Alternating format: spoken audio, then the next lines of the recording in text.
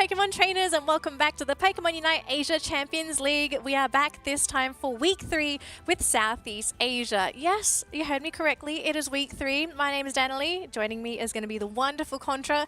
And Contra, why are we only on Week 3 for Southeast Asia? Well, because, of course, we have the festivities that were happening last week because of Chinese New Year. We give everybody a little bit of time to, of course, spend it with their family and loved ones. And now we're back on track, and we're going to have a whole lot of amazing Pokemon Unite action. And if you guys may feel like you're missing out, and if you're tuning in for the first time, you definitely want to head into this website to find out every details necessary for the Pokemon Unite Asia Champions League, where you have Southeast Asia, East Asia, as well as India, all included on board, where you can basically find all the stats for your favorite players and also the type of Pokemon that they play and everything else about the tournament. Yeah, so make sure you have this bookmarked because it's basically going to be your guidebook for the entirety of the tournament. It's not just going to be limited to the first phase of the competition. Now, I just want to remind our wonderful viewers, if you are joining us on Twitch, we do have a giveaway that is still currently ongoing, and it's not just your usual giveaway either.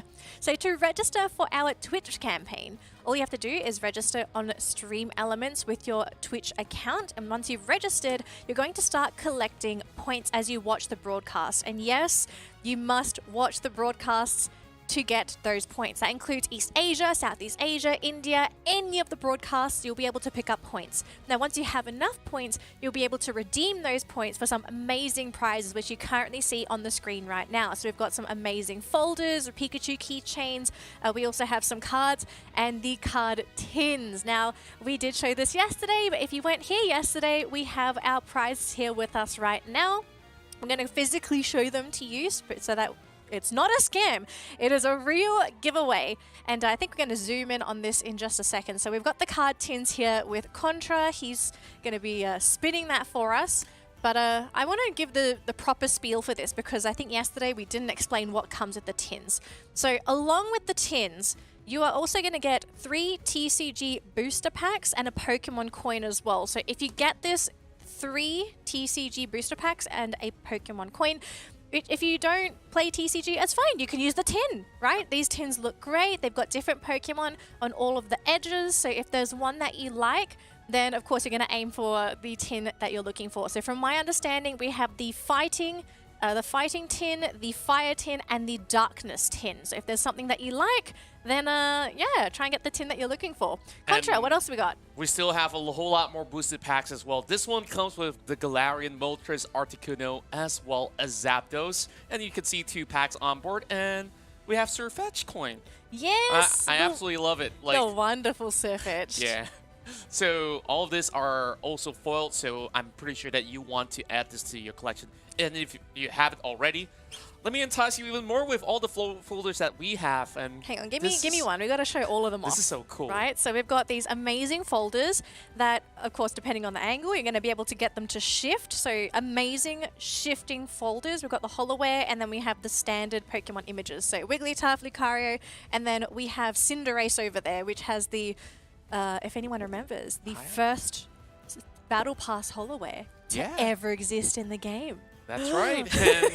And with all the other Pokemons as well, like Pikachu and also Snorlax. Yes, and Zeraora. We also have Zeraora as well. So we've got a couple variations for these folders. So again, if you want to try and win one of these, it's completely free to register. Make sure you go onto Twitch, watch with your Twitch account, and sign up on Stream Elements to start getting those points, because every single broadcast matters, and especially I think if people are aiming for the tins, because I'm very sure this is like the grand prize for some people. That's true, and not forgetting there's also the Pikachu keychains. We may not have it on board on the studio, but don't worry, you guys would have your fair chance to basically reap the rewards by just watching the Pokemon Unite Asia Champions League. So, of course, we're also in for a lot of all these exciting games happening today, and we have some pretty stacked teams going up against each other, so I'm looking forward to our very first game. Yeah, I think everyone's looking forward to what's going to happen in Southeast Asia. I mean, Contra,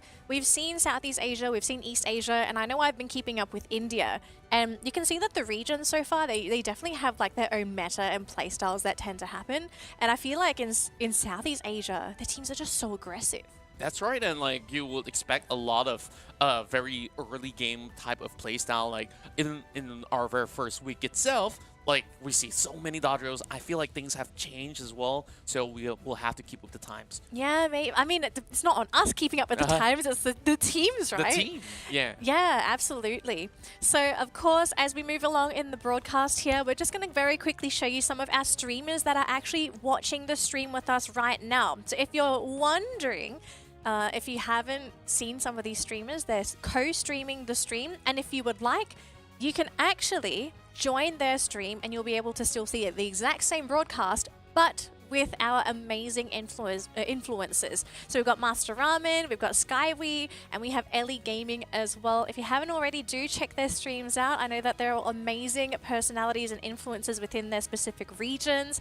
I personally know Master Ramen. He's a really, really fun guy. Yeah, I would say the same about Skywee as well. Ellie has also been quite the personality, so I'm pretty sure that if you guys have already followed them, you definitely want to catch the Pokemon UNITE Asia Champions League all together while just basically having a fun time chatting with your favorite people. Yeah. So, of course, with that being said, let's also talk about the teams that have qualified as well. So, these are the teams that are participating here in the Asia Champions League Southeast Asia. Yeah, so for anyone that's curious for how the teams qualified, Team MYS, they came in from the Malaysia Open 2022. They are the champions of Malaysia.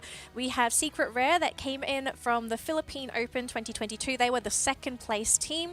We have Rise coming in from the Indonesia Open.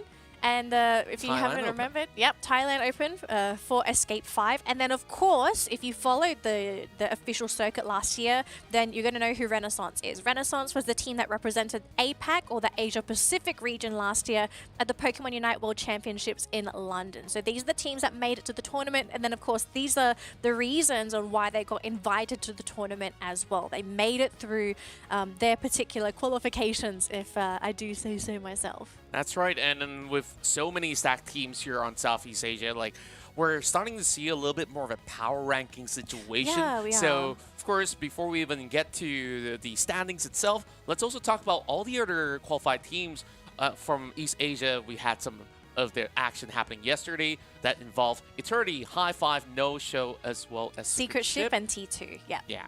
And all right. not forgetting the India region that consists of God's Reign, Marcus Gaming, Revenant Esports, Seoul, as well as True Rippers. So if you guys are looking forward to that, tomorrow all the games will be played for the Asia Champions League India region. Exact same stream. For all of these matches, they're going to happen on the exact same stream. So if you want to be notified for the next broadcast, make sure you're following us on either YouTube, on Facebook, on Twitch, whatever platform that you are tuning in. Make sure you got the notification bell so that it lets you know when we go live next. I'm really, really excited for this upcoming game contra. Now, here's the tournament schedule just to keep you guys up to date on the upcoming matches for the next week as well as today's. So today, we're going to be jumping into Escape 5 versus MYS for our first best of 3 of the day. And then we're going to end with Rise going up against Renaissance. Now, I am a little bit excited for that Rise-Renaissance matchup because we did see Rise do rather well. Yeah, like overall, they have been showing up really well with the past performances that they had. They had I don't know how to describe it. They had a heck of a series against MYS. Yes. Full best of 3. It was super close. I love that series. I'm really keen to see how well they do up against someone like Renaissance. Exactly, and I feel like this is where they will be able to at least gauge how the competition is like, because after only 2 weeks of play, they might have actually still had a little bit more time to figure out what really works well for them. Meanwhile, for Escape 5 themselves, I feel like they are still trying to see what really fits them, because like with them adapting to the pace of teams like MYS as well as Renaissance, then I feel like there's still more adjustments for them to do. So this will be the matchups for today, and if you're looking forward to more of these games, make sure you keep your calendars all marked up, and you can always go to the website to refer for more. Yeah, now here's the tournament format for anyone that may be a little bit confused. We are still currently in the first stage where all 15 teams were split into their 3 segregated regions. Now what happens is these 5 teams are going to play against each other to lock in points. Now depending on the number of points you get, you're going to be seeded for the second phase, the highest point team will get first seed, and then it'll go down the ladder. Pretty simple. Now, the thing is, the top 2 teams from the second stage will then automatically qualify for the LAN final that's going to be happening right here in Kuala Lumpur, Malaysia. It's happening next month in March. So I'm really looking forward to seeing that. But of course, we have to find out who's going to be our top 2 from each region. And when they do secure themselves the top 2 and even beyond, they'll be receiving a whole lot of prize money on the line. If they make it to stage 2, they'll be rewarded with $5,000 on first place, $2,500 on second, and $1,000 for third placement. But going to the finals means a whole lot to all these teams, so they will be first rewarded place. handsomely. 30K on the line, the lion's share of the tournament, and of course, even when you finish on 5th, you'll at least walk away with $1,005. Yeah, well, actually, if you think about it, right, like these teams are also basically auto-qualified to get $1,005 as well, just for qualifying on top of what they got for that second phase. So lots of money on the line for these teams. Very quickly, though, we're going to skim through the rules. We're going to play a normal match of Pokemon Unite as usual. We've got the 10-minute match frame. The series are going to be played in best of 3s. It's 5v5 customs, but we are going to be doing it with the new draft mode that was introduced at the end of last year. Of course, we're going to be playing on Thea Sky Ruins, so say hello to Rayquaza. We've been seeing a lot of him recently, and I do need to remind everybody there are no limits on items, no level limits, and we are going to be allowing medals. Okay, I think this is the first time we've seen an official circuit tournament that's allowed medals to begin with. So, of course, you've got extra complexity on top of not just what Pokemon you're picking, not what items you're running, but also secretly what medals are you going to be using. And I really like it that all these players are flexible to customize according to the needs of their respective Pokemons that they will be playing. And on top of that, of course, we introduced draft mode in this tournament itself, where each respective team will be able to select one Pokemon to be banned out. And the first team will have that priority on the first pick of the Pokemon of their choice, followed by the second team with a double priority on their first pick. So that runs all the way through until they're settled, and then there goes the preparation phase where they can basically swap with their teammates to give them the appropriate right Pokemon that they need.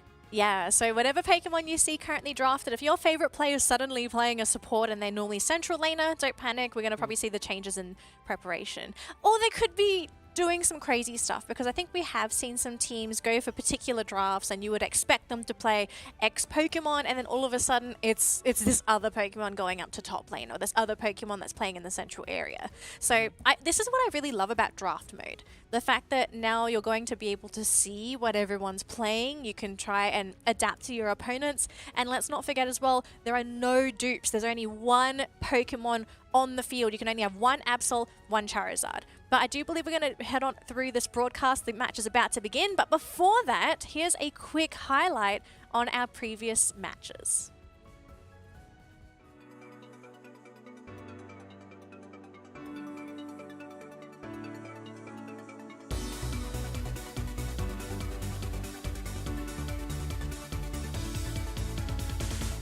I 我觉得有可能是待会挑战的关键。哎，看到没有？一个人冲进去，冲过头喽，被逮到，冲进去，疯狂输出，但打着2分半，这个时候招式扣一下吧。如果交太多招的话，序盤戦で KO された D2 のメンバーたちがレックーザのピットに駆けつける。アジンユナイトあります。どうだ？ラストヒット。飛んでる。ルインの運がチームを救った。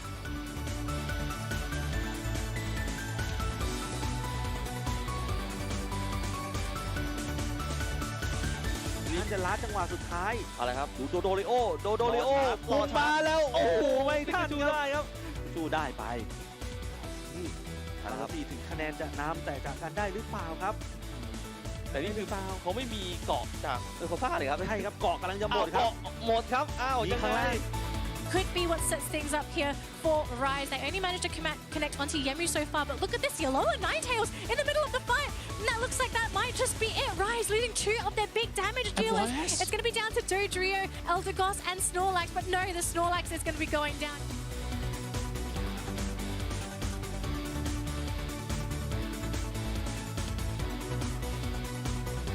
T-Shawl, and after that the team goes on with that.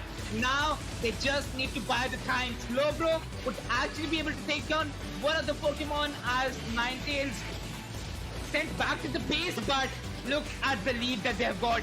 Revenant did it, they knew what they had. They're not stopping in any direction. Again, you can see with the shots coming through.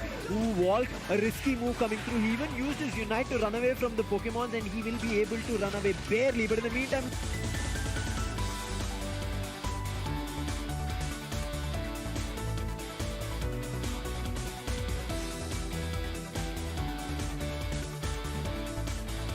Delphox isn't here. He's going to be slow. And oh, Ribongs, he gets taken out. Mew about to get taken out as well. Will be using his boosted attack. He will go down though to Necro. And look at this. The Scyther cutting through Yank as well.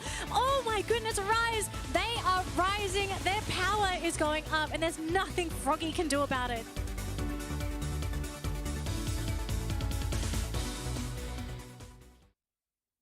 We hope you enjoyed those amazing clips. If you do have the time though, we do suggest going back to those previous weeks of matches. We had some really exciting ones in the previous weeks. I think to this day, my favorite still has to be that wacky draft from High Five. Yeah, I think nothing matches that. Okay, for wait, the moment. we have to explain. For anyone that doesn't or didn't watch East Asia, I think it was week 2 of East Asia, we had some crazy business where High Five went with no defender and they picked Garchomp, Delphox and Mew, and then I think they had I forgot what support it was. It's just they had other Pokemon. They had a support, and I think maybe it was 2 supports or an all-rounder. I don't 100% remember, but it was just that composition with no defender. I was like, yo. It really shows that there's so many options on the table on how you really want to play out the game as a team, and Hi-Fi is definitely one to demonstrate the strength and power. And now, of course, focusing back on what we do have for the Asia Champions League Southeast Asia, we will start off today with Escape 5 versus Team MYS, and followed by that, it's going to be the Indonesia Open champions Rise to take on Renaissance from the WCS. And on next week, we'll have Rise versus Escape 5 and Secret Rare versus Renaissance. Yeah, but my eyes are set on that last game on day 5. If anyone hasn't seen it yet, it is Team MYS going up against Renaissance. But of course, we can't forget about Rise and Secret Rare. I think that's going to be a very important series as well. But the reason why I want to emphasize that last one is I think these are currently our top 2 dogs in the tournament. And I think it's going to make a big statement on whoever manages to win that series. But of course, that's going to be 3 weeks away. So let's forget about that and focus on today's matchup. So, Contra, I'm excited. I'm excited too. I mean, when we look at the power rankings, MYS is currently sitting on top of the table at #1 rank. But if you look at their track record so far, the matches against Secret Rare as well as Rise, they came in with a 2-1 result. So I won't say that they had the cleanest record as compared to teams like Renaissance, who have only played 1 match so far, and they still have time to actually keep up to the pace of MYS. Yeah, I mean, we kind of need to explain as well the emphasis on Renaissance, because like I'm not going to come in here and just say like, oh, this team is good, but not justify it. The reason why I'm talking quite a lot about Renaissance is that this is a team with a proven track record, or at least they have 3 players on their roster with a proven track record. So of course, there's going to be expectations for Renaissance to do well, and yeah, they've only played 1 game. So if you're wondering like why they're under MYS, they've only played 1 game. You can't get more than 3 points. So this week is going to be a pretty interesting one to see if Renaissance can nab another 3 points, because I think that's the expected result. But if they drop their series, that would be a pretty big shocker. Yeah, and like I'm looking at Escape 5 as well when we have them playing quite a number of matches already, and they still have very much a huge chance to also keep up to the pace of both MYS as well as Renaissance. They are going to be one of the teams that can actually prove to be quite the competitor, alongside with Rise, who've only played 1 set of games. Right. Also something I kind of forgot to mention here, right? It's MYS going up against Escape 5. Escape 5 played against Renaissance in Renaissance's debut match for the tournament, and they lost that series 2-0. So going up against MYS, now that's when you're going to have to question Escape 5. Like, is it possible for them to win this series. They beat Secret Rare, but I think MYS is just, they're definitely a step above. Yeah, and just looking at MYS, sure, they may not have looked to have the cleanest record. Maybe if SK5 looked to leverage on that, at least squeezing 1 point throughout this segment will definitely be a really good opportunity for them to still get themselves into at least a top 3 position, so to speak. Exactly. So I think there's a lot on the line here for this first upcoming matchup for today. Can Escape 5 get these 3 points from MYS, or is it just going to be another 3 points that's going to rocket them further up that leaderboard? Because now MYS are sitting on 6 points. A win here will put them up to 9 points, way ahead of the competition, right? And with that, I believe that with 9 points is enough for you to secure pole position onto the ladder itself. I would say second seed would be guaranteed at that Yeah. point. Not first seed, because of course I think we still have Renaissance that could potentially contest that, right? Because that would be the the final determining series of the entire tournament. You can see on the bottom, right? There's Renaissance, technically it's day 5, but it's week 5.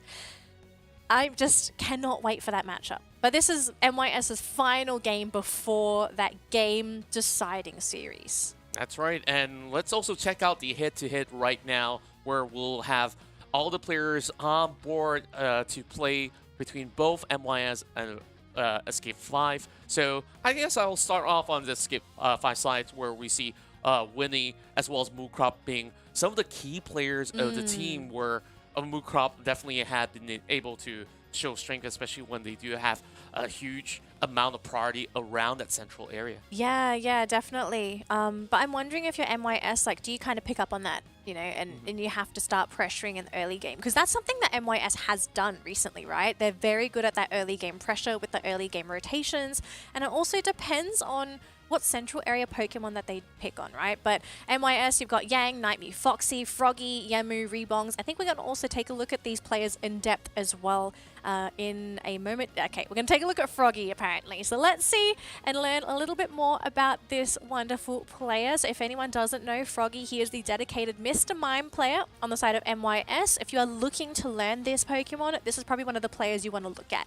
He's essentially mastered the art of Mr. Mime, but he also likes to play Slowbro, and you know, he does what all of us do best: watch anime. Yeah, like 2 of these Pokemon is as animated as it gets, right? The way that they behave. And Actually, like, wait, look at their eyes. Like, they have the exact same eyes as well. almost the exact same eyes, I would say. Like, and they smile too. they're both in pink. They're matching Pokemon. It looks like he does have a type. Yeah, right? exactly. All right, and we're going to take a look at Jazz on the side of Escape 5. Now, he also plays Mr. Mime, but this time instead of the Slowbro, we're going to be seeing Snorlax as one of his most favorite Pokemon to play. And for his trivia, his good luck meal is a omelette, and he likes reading novels. Huh, good luck meal. I hope he does have quite a number of omelets today. Hey, I'm very sure he had one right before this match. Probably. And I have something in common with him because I love eggs and I absolutely love omelets. Novels, Cheese well, omelets or plain omelets? cheese. Cheese. I think cheese makes Sometimes everything even better. with onions.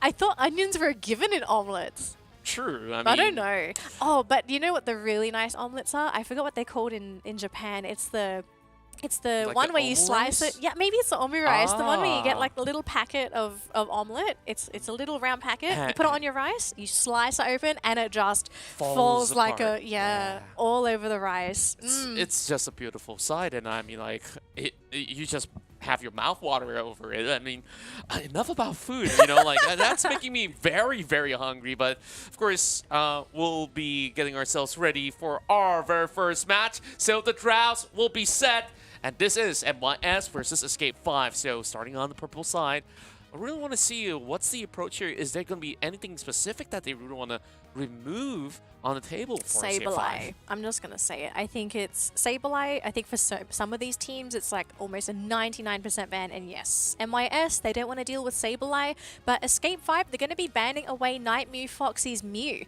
Now, this is a Pokemon that we always see being picked up on the side of MYS if they're given a chance. And rightfully so, Nightmew plays, as his name implies, a really good Mew. Yeah, and I believe that he's definitely going to be quite the threat towards Escape 5's lineup where they are looking for those big team fights, and Mew can be very disruptive. There was that one example of an East Asia match just about yesterday where just the Mew having that Hyper Beam channeled through the right areas even gives you enough vision. Now, are we looking at both the Scissor as well as Absol in the same team? Because just before this, we were just talking about it, where both would essentially have the same thing to do in the matchup. And it's like, okay, I will not pass on that Urshifu. Look, Urshifu, I feel like it's too good of a resource to pass up. And to take it yourself, I mean, you've still got 2 more picks after this. So whatever you need to fill in will be fine. But I think at this point, we can just assume for MYS that it's likely going to be Scyther. I just don't see Scizor being picked up. But the Tyranitar pick up on Escape 5. Now, here's something interesting. We've seen MYS pick up the Tyranitar for themselves, and it felt like a solution to certain Pokemon, especially melee Pokemon, right? Because Tyranitar, he's got that true damage that goes through shielding. It can be annoying for Blissey because Safeguard isn't going to be as useful when it comes to damage mitigation. But it looks like Froggy is going to be picking up the Slowbro. We saw this Pokemon very successful in East Asia, practically nobody could KO the Slowbro, and to have Froggy play it, this is one of his signature Pokemon as well. He's going to do quite a lot, especially up against Tyranitar, I feel, because that's going to lower its attack. Yeah, and on top of that, we're looking at Escape 5, just having this mindset of absolutely counterplaying MYS in terms of what they have drafted so far. Of course, you want to play around that Tyranitar, but the presence of this Clefable definitely will have its presence felt with the gravity well being put out. And then like you have Mookrop that has been able to play a magnificent Dodrio throughout the past couple of series that he played out. So I'm looking at high impact plays on those team fights for Escape 5. Yeah, I think so as well. Although I have to be honest, I think Escape 5, they're in a pretty okay position to battle up against MYS's lineup. They've got Tyranitar in the front lines. You're going to have it supported with Mr. Mime and Clefable. You've got your backline DPS, and then you have Mookrop that's going to sort of like come in and out of those battles. But here's something I'm going to be a bit worried about, though. Their lineup compared to MYS is definitely more reliant on snowballing. You need to really make those early engagements work. You're going to have to try and get Winnie to level up as fast as possible to hit Tyranitar. And you need to hit MYS before MYS hit critical mass. Because, let's be realistic, late game Scyther is really difficult to deal with because he's just so mobile. Urshifu during Rayquaza and objectives, it's annoying. You can't out-damage Wicked Blow. And then Nightmare Foxy, we've seen this guy play Aegislash before. He is so precise when it comes to diving those backlines. That's true, and overall, I think like the only thing that they're banking on the early game for Escape 5 right now is on that Alolan Ninetales to have a stable game in order for things to eventually work out for Escape 5. And MYS, I feel overall, this is a composition that has a well balance of what they have to offer. And I'm also quite surprised when we don't really see the Delphox around. Yemu already used up his eject button, and that will be the first knockout from Escape 5. Yeah, that was a bit of a punish there, I suppose, because we're likely looking at a stacking Urshifu as well, since he was so far out. Sometimes I question, if you want to go for those early scores, is it worth it if you're going to get knocked out? I think if it's once during the first score, maybe it's okay, but it becomes problematic if you're constantly getting knocked out as you're scoring, right? Because you're giving that experience away. Yes, you're stacking, but experience, I feel it's much more valuable, especially up against a lane composition that's quite reliant on those levels. If you can punish constantly with that Larvitar, you're going to get it much quicker to Tyranitar. I absolutely agree, and I'm on that same sentiment as well, where sure it was going to be significant on the long run, but for the time being, Escape 5, they're juggling with the pressure just fine, especially with Mookrop finding the perfect pickoff. Rebound's got to get his way out of there. Thankfully, there is the Blissey to lend some help. Yeah. The Clefable, I'm not sure if maybe it was a miscalc. He sort of ran in front of his teammate, and that gave an escape option to the Scyther. So, I mean, at the end of the day, if you want to just secure that central area, it's fine. I guess like maybe that knockout would have been very difficult, if not impossible. But we are going to be seeing the middle spawns in 5 seconds here. Now we've got 2 Pokemon on each side so far, but it looks like Scyther on MYS is maybe looking for either a back cap or a backstab. We're going to be seeing it soon though as both teams contest for those central Pokemon, and so far it's going to be MYS to have to back on out of here. Their Pokemon very low, but can they finish this Urshifu? Oh, Dodrio's got to be so careful, and they don't even get Yamu. He gets out of there on the Urshifu. Fantastic backup there for MYS. And Nightmare Foxy's going to score a double takedown while they are going with the huge counter that was masterfully planned by MYS, and now they get their chance to score in a total of 89 pointers. And Nightmare Foxy still surviving now with a little bit more help from the team. He should be able to get out there alive, but they gotta quickly go for a reset because Reggie is going to be spawning up really soon. With everyone contesting for the camp, they really have to back away. Jazzy almost going down, and he will land the final blow onto Nightmare Foxy. Yeah, great punish there onto the Aegis Slash, and now they're going to be able to have a advantage in terms of positioning going into what's going to be a Reggie Rock. So not an attack boost, but it's going to be a defense boost. Remember, Urshifu is on the side of MYS, and it looks like Escape 5. They are able to get the final hit, so no steal for Yamu. Almost going to get the punish there, but he just walks on out of there, and instead it's a KO on the side of Escape 5.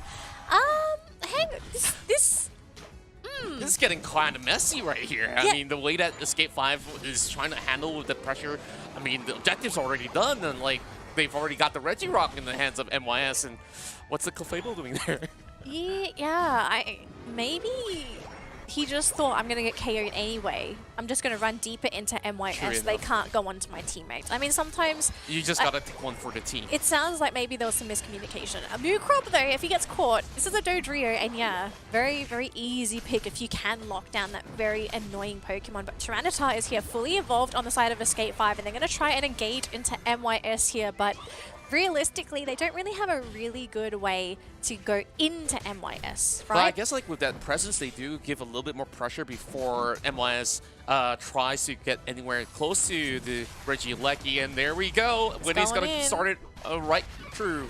Yeah, he hasn't used his Unite. There it is. So let's see if Winnie's going to be able to do that damage. We see a dash forward there, triple trample by the Dodrio, but so far it looks like it's not too successful on the side of MYS. Instead, Pokemon on Escape 5 are going down. The engagement just wasn't there for Escape 5. They needed to get immediate knockouts on the initial engagement because, Contra, we have to remember, fighting on the goal zones is bad news. Indeed, and Rebounce was in such an impeccable position where he was layering them through and managed to even find all the way into the back lines, and that made it pretty easy for him to secure a triple KO. Now they're gonna journey their way all the way down towards the Reggie, and they should be able to secure just about every single Pokemon that they need. Oh, this is not what you want as Escape 5. You really needed to contest every single objective. I mean, everyone's in that top lane. I assume at this point they just want to focus on getting these goal zones down, getting this experience up. But I mean, you've given away that bottom objective. I think at this point it's just them not feeling confident enough to 5-on-5 against MYS. I think they were already preparing for the late game for the time being, especially with them giving a little bit more priority on churning up with all these energy points to be scored. Instead, now they finally get back into going for a reset to defend. But is it too little too late? I'm not too sure. But at least they have been able to close up the gap. Jazz, though, gotta get away from this pretty well Oh, that was a full established heal. Cypher. Oh, but they even used the Unite on the Mr. Mime. But if they can punish Rebongs, at least this would be worth it. But I don't think they can. He misses the stun. Oh, but it doesn't matter. The big win is that they've actually forced out the Unite on the Mr. Mime. But look at this. It just gets Mukrob instead. There was a fight in the central area. Clefable's the next one. This is such a messy battle. But again, it just seems like every fight that occurs, MYS are the ones to come out on top. I mean, it was terrible, right? Like, they lost Mukrob, they forced out the Unite on the Mr. Mime, so that's not going to be available for the next objective, which means that they don't even have to worry about it for this next objective. Up top, Regieleki. This is the last one before Rayquaza. This is going to be so difficult for Escape 5, and there you have a little bit more of a missed priority on that past team fight where they weren't focusing on rebounds. It was only that Clefable that was dealing with him, while the rest of the teammates, they were nowhere on side. They Oh, were if doing Jazz the go rest. down, this Jazz! is a mistake. Oh no, he's gone down. And that's going to be basically Escape 5 escaping. This is not what you're looking for. MIS, they've just been so dominant in positioning and decision making. They're going to focus on trying to break that bottom goal zone, and luckily Clefable doesn't get targeted. It could have been worse, but just going into this late game, all eyes on MIS. That's right, and finally they do get to catch on to rebounds, but how much time can he buy off? He will eventually fall to the hands of the lone Ninetales. So Black Light will at least reap a little bit more of the rewards, and they're looking for the goal, but Night Mule's definitely blocking them from doing so, but they have their eyes locked on the Regis, so they will be able to set things up very nicely for this Rayquaza fight. Yeah, so the experience will be nice. Unfortunately, it's not a boost in defense or attack. Now, I know some people would look at Rebong's decision to go in there and be knocked out by Escape 5 as the Scyther. Now, sometimes getting KO'd right before Rayquaza isn't bad, because what's happened is you've basically reset your knockout timer for that next Rayquaza fight. He was knocked out for 30 seconds. Imagine this happening at the Rayquaza fight. We're down to the 2-minute mark here, Contra, but here's the thing. Can Escape 5 do this late game damage? They've basically focused on trying to get ready for this, but I don't quite know if they have the firepower. They've already lost the Tyranitar at the beginning of the fight. Pokemon are starting to go down. Rebong's dangerously low. If he gets hit by that tri-attack from the Dodria, that might just be it, but it completely jukes it. He's going to turn around onto Urshifu now. Mukrob, be careful. If you get stunned, you are donezo. He's got teammates nearby. He's going to try and score instead. Jazz, I don't know how this man's still alive, but no, Mukrob, he dives over the wall. He's going to try and make a great escape, but now he's on the speed flux and he just teleports out. So luckily he survives. And they're just basically dragging this fight out as long as they Tyranitar's can. respawned. Winnie is going to jump right into the middle of it all. But look at Yemu. He's going to be going after Blacklight as they slowly wither away. And Escape 5 is winning the trades, and they will eventually knock out 4 out of 5 of MIS and gets free access to Rayquaza. Okay, hang on. They've got to be careful, because if Yang's still around, he might be able to get the steal with the Egg Bomb, but luckily they've turned their attention. They've got rid of that final Pokemon, and now they take the Rayquaza. Escape 5, they pull off a miracle play.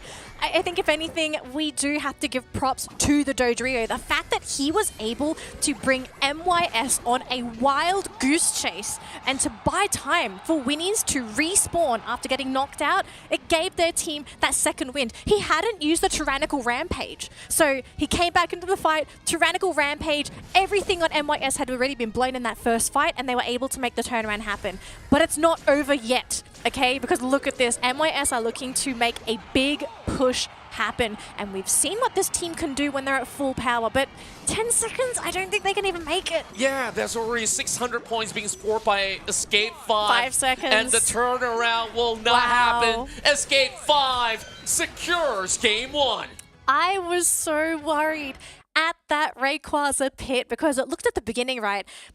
Both teams lasted quite a while, but Tyranitar was the first one to drop on Escape 5. It looked like MIS was supposed to win that fight, but Mukrob, the Dodrio, the most annoying Pokemon besides Sableye in that late game, wild goose chase, forced MIS back. They were so desperate to get that knockout as well. Yeah. And they weren't able to get it. And on top of that, we also need to draw a little bit of attention on Blacklight, because he did such a fantastic job to lower down Yemu as well. And then you saw both Rebongs as well as Yemu. They were all being shoved aside to the point that they were running into the same direction, and they will need to basically draw as many attention away from each other just to have a chance to still survive for that Rayquaza fight. And by the time that they're done, Escape 5 have already had that perfect reset. And like you said, Winnie was so patient with the Unite move, and they eventually found that game-winning team fight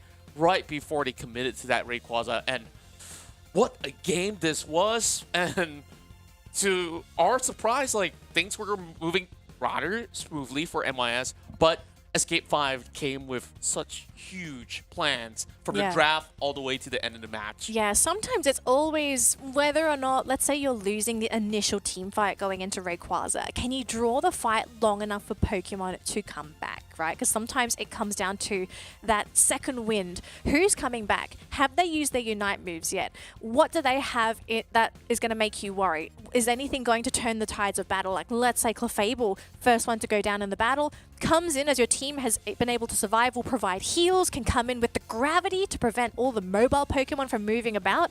So, oh my goodness. Just, again, great play from... They literally escaped. Yeah. They literally escaped. That's the grand plan after all, and not only escape, they even run away with the first game itself. Look, Mukrob ran away with the game, okay? It was him. I think he single-handedly saved the game for his team, because I think more Pokemon could have been knocked out. But because he was there, he was annoying. Dodrio, man. You can also say the same about the Clefable. I mean, the final 100 Dunko was quite much needed, where we go back into, of course, some of the highlights. I think, like, initially for Escape 5, they were just trying their level best to stay stabilized until the point where they started to look at contests very seriously. And from this point onwards, they did get themselves that Reggie Rock, but they did drop quite a number of members. Yeah, this one was a little bit weird because the team just sort of left Ninetales and Clefable. So the positioning was pretty interesting there. But, I mean, at some point it looked like MYS was turning the game in their favor. It was a little bit heavy towards Escape 5 for a little bit, and then MYS were coming back into the game as their Pokemon were getting those levels. Especially when you're going into Rayquaza, levels are so important. But, I mean, this was probably the game-winning fight here for Escape 5. Tyranitar, when he came back, Mukrob had healed up. He'd also teleported back to base, ran back in. I mean, that's the beauty of Dodrio. And I do want to bring up something that happened because we had an interview with Rebongs from MYS, and we did sort of talk to him about Dodrio. I think it was him anyway. And he mentioned during the interview that he had to get his team to focus even though they're playing up against Dodrio, because we have to realize this Pokemon, it's so unique compared to a lot of the other Pokemon available in the game. It's very mobile. It has a very unique scoring method where you can literally just pop a couple points even though you're holding a 50-pointer. So he can hit and run. He can quickly make it back to fights. This Pokemon requires a lot of focus from a team, so that you have to realize, okay, there's a Dodrio. He's trying to do this. Is he trying to force our attention away? Or are we going to focus on his team when he's not there? Can we capitalize on this? Like, there's so many things you have to think about when you're fighting up against a Dodrio. Yeah, and I think, like, they really have to look out for that once again. So let's also take a look at some of those updated stats that we do have on the draft itself, where we see a whole lot of Scissor as well as Urshifu. Surprisingly, we don't really see Snorlax in this game, but with great understanding of how the draft has went on. First game of the day, it's okay. First game. It's absolutely okay, and like I think like the Clefable option was pretty much the best pick in that sort of matchup, because you saw so much of a mobility kit on the side of MYS, and that's worked very well for Escape 5. Yeah, it's quite difficult to play into that Clefable, especially if you're going up with something like a Scyther or Urshifu, actually, because you can't even throat chop Urshifu. You're kind of stuck there, and he really relies on mobility to be a big threat. Same thing with Scyther as well. So, I mean, we also saw for win rates, Clefable had been picked 6 times. I think from, here it is. So this is collective from all regions. It hasn't been updated since yesterday, but Clefable has an 83.3% win rate. Now after this game, it's going to have an even higher win rate because it's like 7 out of 6 now. But I feel like it's been picked in the right games. Like when you pick the Clefable, it's because it's up against Pokemon that really struggle against gravity. And overall, like we've also seen that a lot of all these teams do fall back to Pokemons like Delphox as well as Serena when the situation deems fit. Yeah, and if Mew's available as well, I think this Pokemon is almost always picked. Always picked. Like, I think like one more thing that we may not have highlighted as much was that Mr. Mime pick coming in from Escape 5, because not only do you get to deny MYS's pocket picks, you are also using that to the strength of those team fight battles that actually helps this Tyranitar get that free Yeah. open space. He's a over on the front Tyranitar. line. He's basically the one Yeah. buffing up the Tyranitar, right? Like power swap onto Tyranitar. It's like the same thing as like Blissey and Tyranitar. You get the right partner for T-Tar, and he really just turns into a monster. And I really like Mr. Mime, you know, because he can also frontline. Blissey, yeah, I guess she also can frontline to a certain degree, but I feel like Mr. Mime really does it best because he's Yeah. got disables, right? He can partner up and really bully the opponents with his buddy. That being said, I mean, we haven't really seen Mr. Mime's win rates as well as the pick rate itself. I wonder how would he be placed, because he's not on the top 5 radar, but I do think he is in the top 10. He's probably, yeah, I think he's highly contested. I think that goes without saying. I kind of feel like he'd be sitting at a 50-50, really. It's not a Pokemon that people are losing with a lot. He definitely is very impactful. But yeah, we'll have to see what happens in this next matchup, Contra. So Escape 5 have a 1-game advantage over MYS. I think this was definitely a unexpected play to happen in the first game. I know that I was sort of looking at MYS and being able to take that first game. But again, Rayquaza, it's just such a big objective. You get that Rayquaza or you secure it. I don't know how you do it, but if you can get the Rayquaza, the game is more or less almost always won. That's right, and for MYS, they also have to look more in towards how they do handle those team fights, where, of course, there is also the consideration of having somebody to have the need to stop the Dark Oh, look at so this they are giving insta-lock. priority on this Clefable and says, you know what, go ahead, pick your Urshifu, pick your Scyther, we can deal with it. Yeah, and Rebongs plays, I think for MYS, he's the one that's going to be playing that Clefable as well. So, interesting choice. It looks like it's going to be the Scyther going to Escape 5, and they'll take away Froggy's Slowbro. So, interesting choice so far, because that means Mr. Mime is now open for Froggy, and yeah, you're just going to insta-lock it, to be expected. And Yamu, Urshifu, I mean, it's almost like, oh, hang on. Duraludon? Duraludon? Ah, okay. I was like, really? This is basically MYS telling Escape 5, I double dare you to run another Tyranitar in my game. Yeah, and 'cause they're just going to melt them now. Yeah, I think Delphox is absolutely a great Pokemon up against Tyranitar. And Winnie's back up on that Tyranitar, but Gardevoir's taking the field. Now, here's the thing. I like this combination because you've got the Gardevoir that could come in. If she can get a Unite off and Winnie is around, that is such a big opening for not just Tyranitar, but also Scyther to really dish out some big damage. So now, going into this... Is that really a Greedent? Yes, oh it my is. gosh, It's locked right in.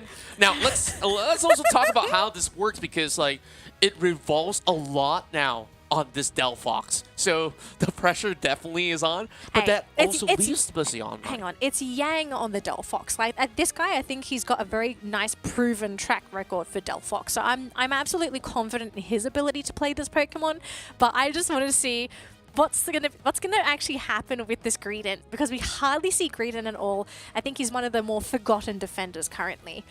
He used to be one of the strongest defenders. He's incredibly mobile. He's hard to take down unless you have some really hard lockdown. He's also really good at just backcapping, just because he's got all that mobility. And he can also burst down some of the squishier Pokemon. Sometimes you underestimate the amount of damage he does. And let's not forget, it's also Night Mew Foxy to play this game. Night Mew Foxy is the Mew player for MYS. Greedent requires a lot of skill to really execute nowadays. So I'm really keen to see what he wants to do.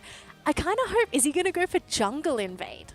Probably the case if that's going to be the game plan, because you definitely need to find ways to stop Escape 5's Tyranitar from ramping up. Same goes to Gardevoir as well, where you need that full evolution to be very effective in this matchup. So Escape 5, they need to take their time to really ramp into this game, and that's going to pile a little bit more pressure on their Scyther Scissor that they have picked into this matchup, and therefore it's all about purely team fight capabilities of what Escape 5 has to offer. I also want to know, like, what's the build going to be for that Greedent, right? Is it going to be Belch or is it going to be Bullet Seed? Because we almost never see Bullet Seed nowadays.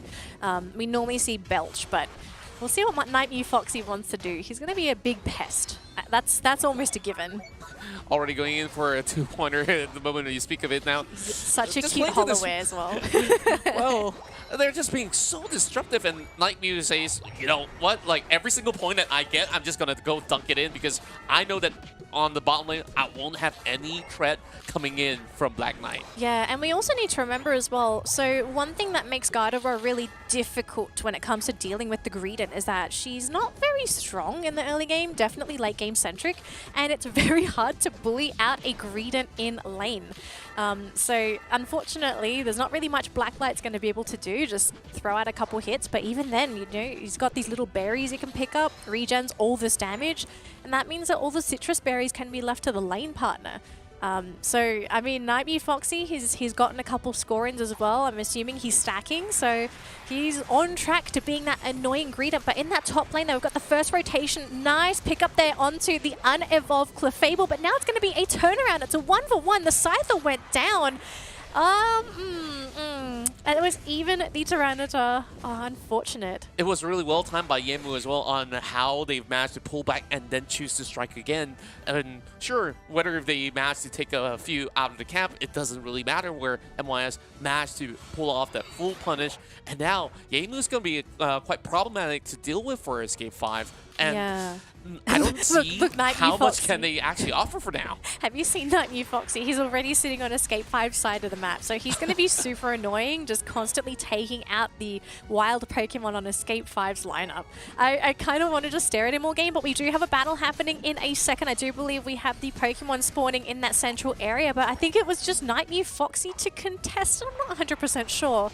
We didn't see who was there, but we have a battle in the central area here, and it looks like Jazz, he did try and go for the steal. He will get the buff, though. He's sitting on that blue buff. He will hopefully be able to score. I mean, he probably thinks it's going to go down. No eject button, but I don't think it's going to be enough. He will be pushed back, and that's going to be it. The blue buff has been stolen, put onto Yemu, and now we have a big push in that bottom lane. I don't quite know if Escape 5 have enough to protect this, and instead they're going to back up, but no, they have lost the unevolved Gardevoir in the process, and of course, you know, Greedent scoring. He's just constantly scoring. He's like, he's going for it even if it's going to be a one-pointer, and he can get away with any time. Look at this! Bullet Seed! He's going to run! Oh, the Bullet Seed! And he's not going to go down! He's still alive. So this is the most annoying thing about Greedent. You think you have him, and he's like, yeah, nah, bruh, Nope. I am totally fine. Look at this Bullet Seed. Again, he's just going to go round to the Scyther. What can he do? Oh my goodness, I love seeing this already. I hope we see more Greedent after this matchup, but we did have the objective at the bottom lane being taken by the side of MYS. Nightmare, he's turning into a pest. Where is pest control? He is, and there's just no pest control. There's no pesticides whatsoever, because this is what MYS needed from the get-go, and they understand as much EXP you deny them, they're just going to walk away with the game, and they can continue on as long as they want it. You know, he's kind of playing like Dodrio, right? So he's just everywhere. He's Pokemon all over the place with his Bullet Seed. Yeah, I mean, this is probably the fattest Dodrio I've ever seen, but looks like got a battle here, and instead MYS turning into Escape 5. They were so busy with the Greedent that they instead get caught in this top lane. Oh my goodness, what a roller coaster of a match. That's right, at MYS, they just knew where to even seek out all these opportunities. Everything was just... Again, he's just like, yeah, hey. Like, guys, get the Regieleki, I'll handle everything myself. Takes out the Blissey. I love this Greedent pick, Nightmute Foxy. What a legend. Man, this is such an entertaining game, but this is also going to be a big lesson for Escape 5, right? So, of course, the game's not over. They still have the Rayquaza that they can potentially take, but they have to figure out, how do we deal with the Greedent? Do we ignore it? Do we have to deal with it? We do have a fight in that top lane. They almost lose the Tyranitar. When are you going to turn around, though? And I do believe he gets boosted up as well. He's got the shielding. He's not going to go down as of yet. He's almost going to go down. I think it was Nightmute Foxy to eliminate him with that Bullet Seed, and that might just be it. Pokemon and Escape 5 are losing too much health, and everyone is down. It's a team wipe. A team wipe at 5 minutes mark, and my goodness, Escape 5 have got no business to even deal with them. The way that they've been trying to handle the situation is to have just about enough firepower to overwhelm them in these team fights, and the sustain was already there, and this Mr. Mime was also being so annoying, just keeping everybody out there running, and I don't think I want to talk too much about Nightmare Foxy anymore, but we got to focus on this fight. Yeah, he's not there. I do believe he's getting boosted up there by the Blissi, but so far it's not looking too good for Escape 5. They did manage to dodge the Unite move there, so Gardevoir unfortunately not going to catch anything for the team, but they do get 2 crucial knockouts, almost getting Yemu in the process. Mookrop though sitting in the back lines. Oh, just gets exploded by that Delphox. You can't leave the Delphox unattended. Oh my goodness, I think they've actually taken the buff for themselves. MYS, the redemption steal. I thought it was Escape 5. They have been waiting for that golden opportunity of a moment when they have held back. They gave Escape 5 a little bit of space to draw attention over onto the top lane, and eventually got themselves perfectly timed in order to take out Escape 5. And I believe that there's a lot of utilities that have already been burned out from those couple of pickoffs.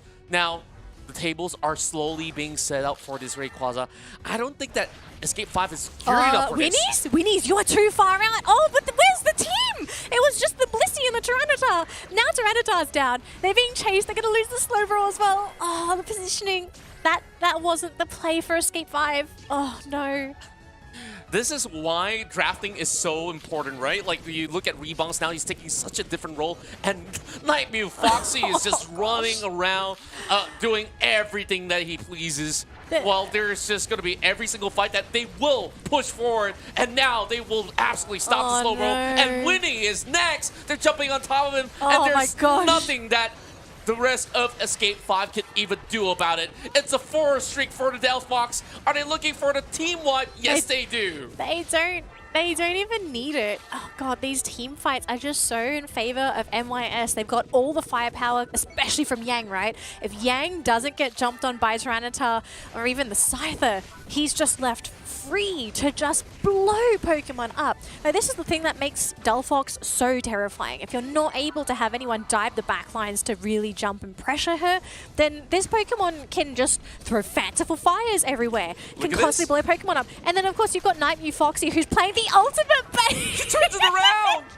I mean, he got supported by Yang, but this is just the most annoying thing by Greedent. Like, no matter how much lockdown and damage you do, he's just practically invincible. Look at him! He is, and he's still going after them, where he's just being such a disastrous person to deal with for Escape 5, and he just absolutely zones them out. There's no way that this Tyranitar can even have any impact of the play when he is still alive, though. But they want this fight to happen, and Escape 5 tries to pull through, but Jazz being hop on top, and Nightmare Foxy does it again. Yep, he gets the knockout there onto the Gardevoir, and they're going to back cap, because look at this, the Regieleki actually made it to Escape 5's base, so free scores on the side of MYS. Yes, they lost Pokemon, but I don't really think they're worried if they lose Rayquaza, right? Like, even though Escape 5 get the Rayquaza here, they are still 600 points behind MYS. They need so many points to make this comeback happen, and look at this, there's no points left here onto Jazz, so his shield is just going to be completely wasted here.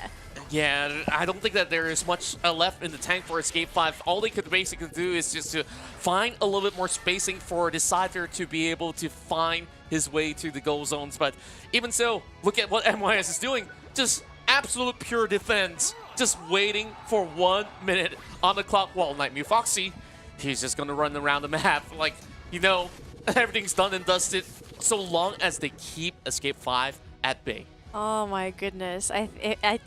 Nightmare Foxy, this game, it wasn't just him that really made this game work for MYS, but you can see that he was clearly just mentally destroying Escape 5. You don't think that a single Pokemon would single-handedly be able to just fend off an entire team. That he does a reasonable amount of damage, he's just so tanky, and Escape 5, they can barely make it onto this goal zone. Look at Nightmare, he's only at half health now. And he manages to pull back, and this time they are hoping to hold him back, but we will see rebounds going out. They can't score! Nightmare finally goes down, but I don't think it really matters at this point. They just don't have enough points. It's going to take too long to score, and they also have to deal with this Mr. Mime. Look at them, so desperate to score, they can't get it! They stunned from the Mime! The boosted attack! Oh my goodness! I couldn't believe my eyes. This Greedent pocket pick out of nowhere have the- done a massive look 199 at pointer in this- this match. This rodent will very likely get banned next game.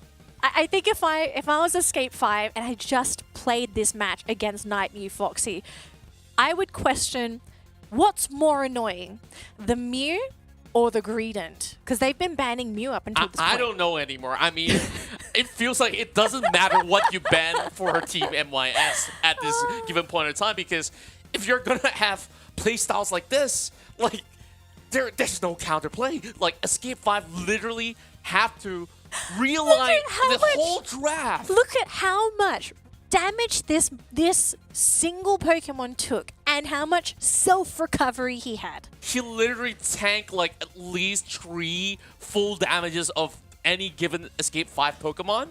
On top of that, he did the most damage. He didn't do the most damage, but he did a lot of damage. Right, Yang right? was the one with the most damage. Well, Yang's always going to do the most damage, right? Yeah. Like, that's just Delphox in general. But 76,000 damage on a Greedent. This is a defender. Very few defenders are going to hit I've that, never that seen number Greedents of play like this in any of my matches. This was, I think, when Greedent first released, I think Bullet Seed was the popular build to build on this Pokemon. It did get nerfed later on down the line. I think Belch became a more popular build after a while. But, oh man, just seeing this...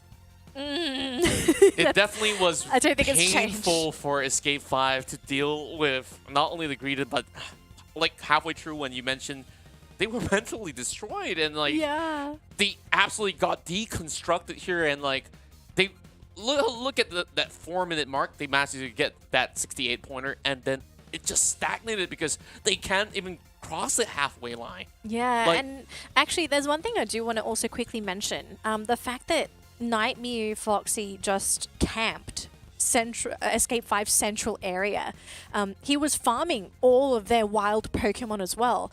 And this is quite impactful because normally you would assume that, okay, all the wild Pokemon on your side are safe to take. That's going to be some relatively good experience. But to have someone sit there and take all of your experience away, it starves your team, right? Because that experience is no longer going to you. It's going to the enemy side. And the fact that Escape 5 is so resource heavy, this is basically the perfect game plan from MYS. Like, absolutely outwitting the entirety of the squad. So, I just really have to give my hats off if I ever had a hat on anyways. Hey, MYS like threw their hat on the floor and a Greedent crawled out of that hat, okay? And that Greedent shocked everybody. They're magicians, They're essentially. magicians, yes, they are qualified magicians. Honestly, it was amazing to see the Greedent play. All right, so we do have the Greedent plays. I mean, just overall, MYS this match, they had a clear plan, especially after a pretty devastating first match, right? They seemed relatively okay, especially around that first fight at Rayquaza, but now they turn around, they say like, all right, Night Mew, we're pulling out the secret strats. What have you got up your sleeve this time? It's like, okay, I got the Greedent, let's go. And he really just put the work in to mentally just destroy Escape 5 because you could see in these fights, like they really questioned whether they were supposed to target the Greedent at all. Because firstly, he was very tanky to deal with. We actually never saw him really get KO'd till the very end. And if they targeted MYS, then this Greedent was free to do whatever he wanted, and people just quickly lost health on Escape 5. Yeah, and every single team fight that Escape 5 signs up for, Look at like, this. they Oh. didn't have enough damage to offer after all these sort of casualties that they had in that early game, and they just basically couldn't even burst down either the support. They couldn't get anywhere near the Delphox, and I felt that it was way too difficult for Escape 5 to solve. We see desperation plays just to try to squeeze whatever points in, but MYS, that huge lead of a gap that they created, didn't even need them to even commit to that Rayquaza to begin with. So there's so much going on in this game. It was exactly right. They had the Regieleki. Like the Regieleki went in. They were like, okay, you can have Rayquaza, but your base is exposed anyway. So Yeah. they just scored the points. They're like, all right, we'll just defend. And you saw how free it was that Night Mew Foxy literally was just looking at the final goal zone. He's just gonna crawl back in the central area and just kept scoring. Like, nobody's there to even do anything about it. Yeah, I mean, we're gonna learn a little bit more about Night Mew Foxy. So as you can see on the screen, he plays a lot of Mew. He also likes to play Zoroark, and he likes chess. I think this kind of explains his mindset going into these games, because for anyone that doesn't play chess, very complicated game. There's a lot of thinking involved. You have to think about your moves ahead of time, not just your current move. And so I think this is a great way to sort of represent how Night Mew Foxy functions, because you see when in his movements when he's playing Mew, and of course when he saw them on the Greedent, and even Aegislash, that's another Pokemon he's played a lot so far at the ACL. He's always thinking about the next move after his initial move. That's right, and in game 2 here, they managed to give Escape 5 a check.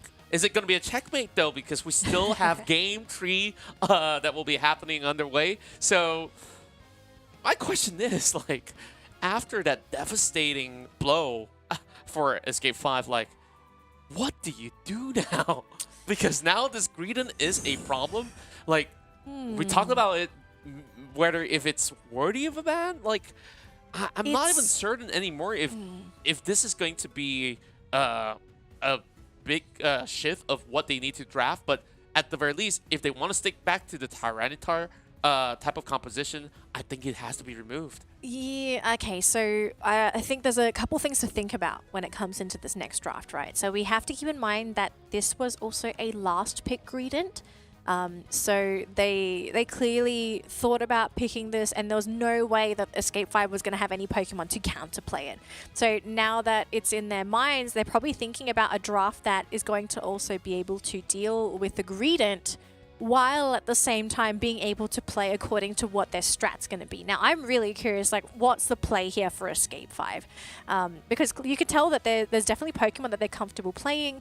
I personally, I'm kind of hoping they lean away from the Tyranitar, maybe try and go for something else, maybe go for their own pocket pick this game, because we already saw the power of what happens when MYS has access to last pick. Because for this game, MYS get first pick, which means Escape 5 will get the last pick.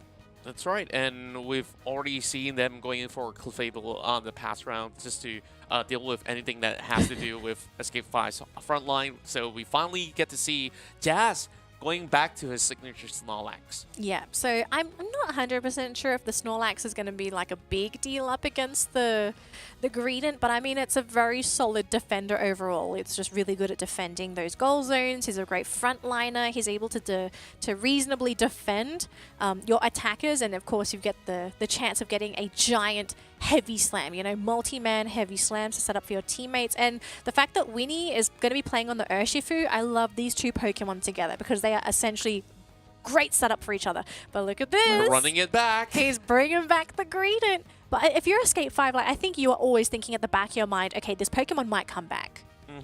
Right? And I think like this final pick will be the bread and butter of what Escape 5 is trying to do here. But I really wonder which Pokemon could be that right fit to deal with not only this goal-scoring Night Mew Foxy, but Yang, who definitely was offering so much damage. Serena? And they finally think that Venusaur? Really? They Interesting. Okay. Okay. Let's talk about how this Venusaur actually contributes into Escape 5's lineup. It's not just the Venusaur, but you're also picking up Glaceon. Like, both of these Pokemon are very rare picks in the ACL so far. We kind of saw the potential of Glaceon yesterday, where it's got a lot of potential to burst Pokemon down, although it's not the best candidate to go up against a Greedent, because Greedent is just so ridiculously tanky.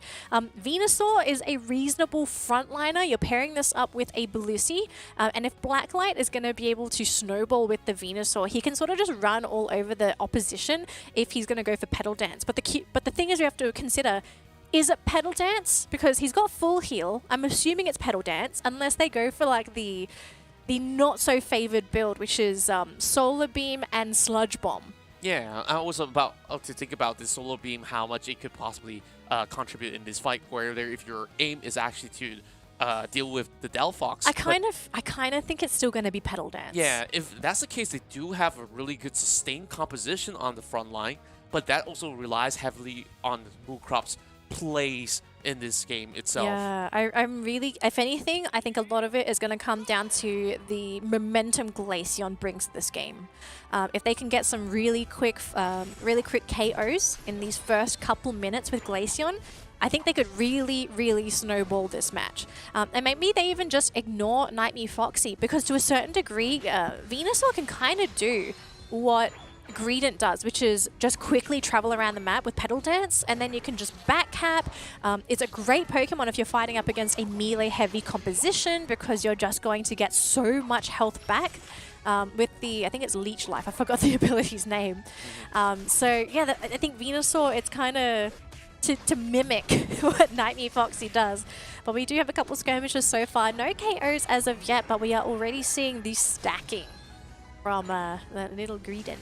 Yeah, I'm really interested on what's going down or bottom side, because this is where we want to gauge how do they deal with this Greedent, right? Like, overall, he's still getting a little bit more free space, but not that much of a free access as compared to what Game 2 was about. So Yeah. I would say that maybe they might have actually Hang answered on. some rotation. Jasto, oh, it's just got to get out of there. Though it's a Snorlax, you still have to respect a little bit more of that damage output. So the Altara being contested, seems Oh. like MYS has gotten a little bit more of that. Interesting. Okay, so we're seeing the other build coming in from the Glaceon. Unless I'm not seeing it properly, I might be tripping. I'm not 100% sure. But is that Icicle Spear Glaceon? That is so rare. It might have actually looked like it. I mean, we really have to take a look at that one tomorrow. Is that I'm Reebok? gonna see how much he could basically deal against this Clefable. Not that it matters too much. Not enough to actually knock her out. What? Oh, Yemu! Oh! Sometimes you just gotta always overestimate what a Scyther can do. That's almost unforgivable. Yeah, like overall, like that's quite punishing, I would say, towards the side of Escape 5. Now, MYS getting strong middle control where they have the heavy slime coming from Jazz to find the Clefable. It is but Mooncock's Icicle getting Spear. caught.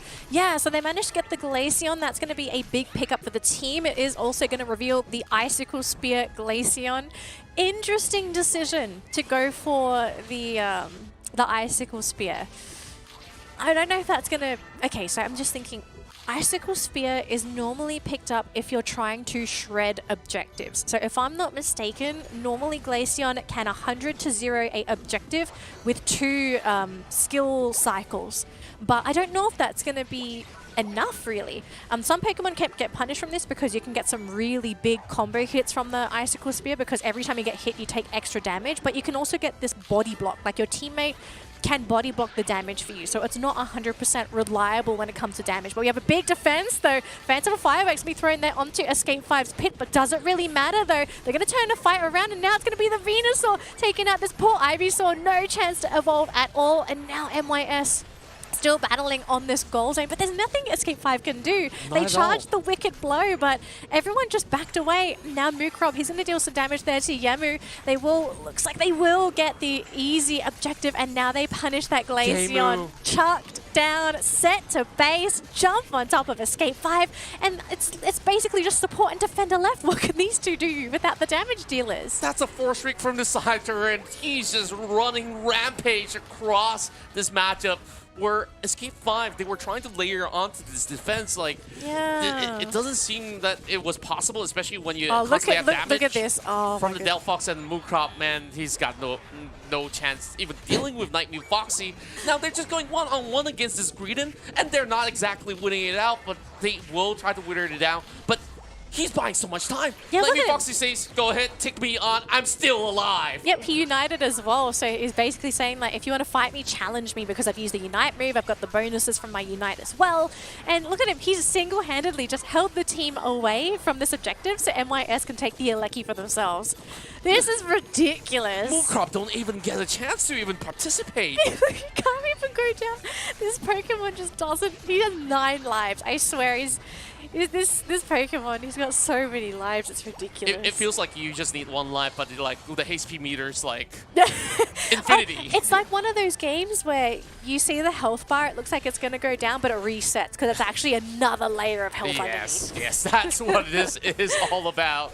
MYS, I mean, it's a rinse and repeat of what Game 2 was all about. Yeah. Even so, like, Escape 5 definitely have no answers as to what they were dealing with. But now we're looking at, what, 5 minutes mark. They're once again having a deficit to close to 200 points. Oh boy, this is not looking good for Winnie. Yeah. Winnie will be knocked out again. And the team's still sticking around, so they really want to try and contest for this bottom Reggie. But here's the thing, you've lost a big Pokemon in your Urshifu. It's supposed to help you guarantee that final hit, but look at this, the Snorlax just effortlessly taken down. Unite's being deployed, shields blowing up, but it doesn't really matter. These Pokemon losing so much health. Nightmare, Foxy battling this Urshifu, and a Glaceon single-handedly just constantly healing back. But back towards the objective though, everyone's just fighting in their own terms. They're just not worried about Escape 5. Not at all, and now, like, the Glaceon problem has been solved. Like, literally nobody from Escape 5's got damage to offer. Look, the thing is, I don't really feel like this game, Glaceon really did much. Exactly. I had a lot of expectations for this Pokemon too. I think we said this yesterday. For Glaceon to really come online, you have to snowball. You want a level advantage. You want to also deny the enemy team experience so that they're the ones starved and hungry going into that mid-game, but that never happened, and now they're sort of falling back onto Blacklight on being their core damage dealer. But look at this though, he's just being jumped on by MYS, and even with the support for Blissey, he just doesn't last long enough to do what he wants to do. This is what it feels like to have a pain of 1,000 years overall. Nightmare and Foxy will haunt them in their sleep, and Mookop again just does not get to play the game. The moment he spawns, and he will be removed from play. Nightmare Foxy still alive. Rebounds have arrived at the scene, and now Yangs wants to join into the party. Blacklight continues to chase, but what does it do to Escape 5? They will commit, and we will see the Scyther slowly slashing, and Yemu absolutely dodges that big heavy slam. But that's ridiculous. They even used the Verdant Anger, the Unite move on Venusaur, to get this knockout onto Nightmare, and they just can't catch him. He's so fast, he's so elusive, he heals way too much. And look at him, he's gonna go bully this poor Glaceon again. Just, oh my goodness. Nightmare, what have you done? So painful to watch as a Glaceon user. This Pokemon, it can do so much, but it's also so frail if someone can jump on top of you. I have a feeling for many of these matches to come, many more teams might actually consider bringing the Greedent back to the meta. Oh, like, heck yes. Yes. So this is working just as effective as a Dodger would, and like, so long as you just have the rest of the team doing what they are supposed to do, like, so you just get free objectives, like what MY is doing. If we do the comparison between Dodrio and Greedent, so they're kind of similar but different as well, right? Like, Greedent wants to be brawling in the middle of a team fight. He's hard to take down. He can focus a lot of attention away, whereas Dodrio, he's a bit more precise. So Are they gonna get it? I think in this match, yeah, right side. Escape 5's got it. Doesn't really matter though. That's the question. Like, do they do enough damage? Because look at this. Like, if you're MYS, maybe you just turn and go onto Escape 5 side of the map. They're just gonna go all the way to the back. I think this Venusaur might just be able to put in enough points, 100, but they still need a little bit more than 50. Oh, they got cancelled. Oh no, and MYS are still ahead in points, so Escape 5, even with the Rayquaza, they weren't able to capitalize on it at all. Look at how many goal zones are still up on the side of MYS as well.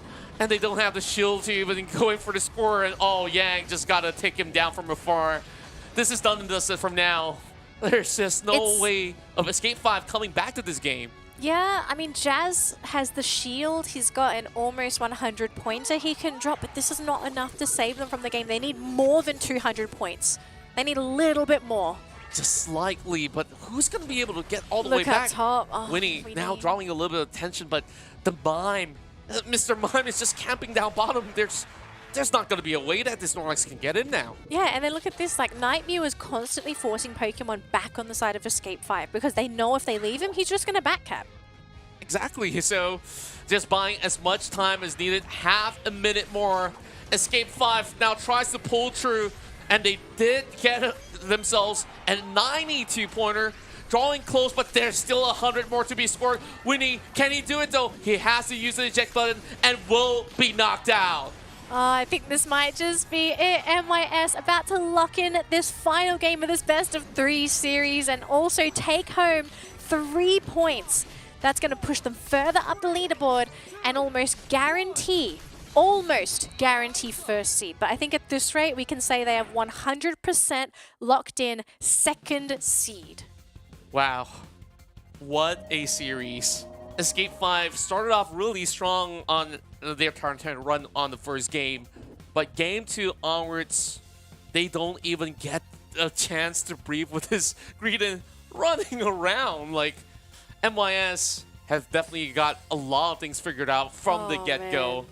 and this secret pig is absolutely show-stopping, I would say. Look, I wouldn't be surprised if some of the other teams start looking into Greedon, especially with how well MYS were able to execute this Pokemon. I know that Greedon in general, it's not your classic defender where it just sits in the front line and tanks for the team, right? Like he draws attention away, he can backcap, he's very difficult to chase, he's just there to be a nuisance, like a semi-Dodrio, just to constantly threaten the enemy. So if a team is able to just let this Greedon do whatever he wants, he's gonna do whatever he wants. Like, look at how much damage he took this game. 132,000 damage, and he healed 103,000.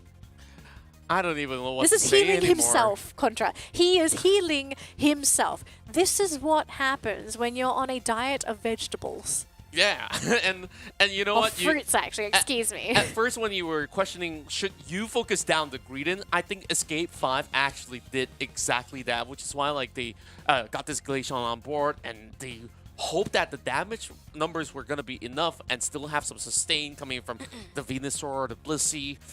But I feel like the burst literally couldn't even take him down fast enough. No, if that's no. the case. I kind of feel like when it comes to Greedons, you're kind of locked into a few options when it comes to dealing with it. One, you have a team fight composition that can more or less win almost every 5-on-5 because Greedon normally won't be part of those battles.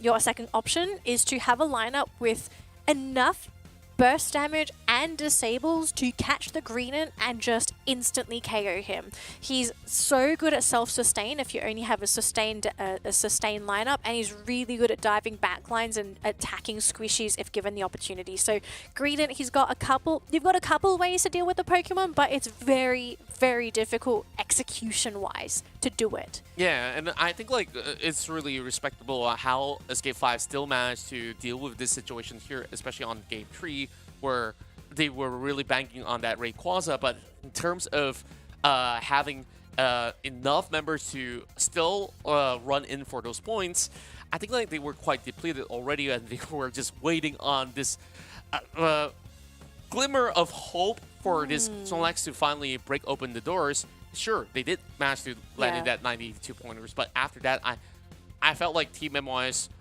knew what exactly to do. Like, instead of like having this Greedon to once again go back capping, they were just gonna be sitting back, defending for most part, understanding that Escape 5 could still have an opportunity, and they just absolutely deny it. Yeah. I mean, this is also a testament to MYS in general. Like, this is a team where they didn't come out of nowhere. For anyone that's not aware, MYS is comprised, or if I'm not mistaken, the team was actually built by 2 of the players from Renaissance that played at Worlds last year. So the existing lineup of Renaissance that's playing in the ACL now, 3 of the players were the ones from the lineup last year, and then 2 of the players from Renaissance last year is in MYS. These players, they're veterans. They've played this game. They played the World Circuit last year. They're very experienced. They've got international experience as well. And the Renaissance banner last year came in 3rd in a world-class competition. So the fact that you've got 2 players on your team that are very experienced when it comes to playing the game, you're also going to know that they will be very knowledgeable about the game. They'll be able to also play the drafting game. I think for some of these teams coming into ACL, drafting is still very new to them, and they haven't quite figured out the ins and outs and what to really capitalize when it comes to drafting Pokemon, because there's also the extra mind games of not just playing the game, but also sitting there looking at the Pokemon that you're playing against and thinking like, okay, this player is probably going to go on this Pokemon, this. Here's how we're going to play against it. Here's also our plan B. Because here's the thing, when it comes to drafting, you can't think of what you're just going to do in that moment. You've got to think of a plan B if things go south. Because if you're on a one-road draft, you are stuck on that road. That's true, and like when we talk about the strength of this team, they not only have the brains but also the bronze to even match up to it. And the only team right now that is comparable to MYS has to be Renaissance, right? Like, of course, it was the same team that they were on, so they will basically have pages of the playbook that both sides actually do have. So I think like when we do lead up to that week itself, it will definitely be a really, really good game. But with that conclusion, I think that even though Escape 5 may not actually walk away with the series, that one pointer is going to be really important, yes, for them to actually run through the gauntlet runs of the playoff stages. Exactly. I mean, the seeding is still important, and for these players, of course, you do want to get that 2-1. But luckily for us, we are going to be blessed with an interview with none other than Nightmew Foxy, the Crispus Greedent, who's going to be coming up onto the stream right now. Nightmew Foxy, welcome to the stream. How are you feeling? You had an amazing day with Greedent. Can you hear me? Yes, we can. Yes, we do. Okay. Thank you for the Greedent Christmas appraisal thing. Yeah, and like I really want to hear from you yourself, because like this pick was never being played throughout the course of the past couple of weeks, and like was this prepared throughout the week itself? And was this your idea specifically, or did the suggestion came in from your team members? We sort of kept Greedent as a secret weapon. Then we tried to play against their comp, but for the first round it wasn't working. So I guess we kind of found their weakness, which their back-end attackers don't have any support. So I believe that Greedent can execute them easily.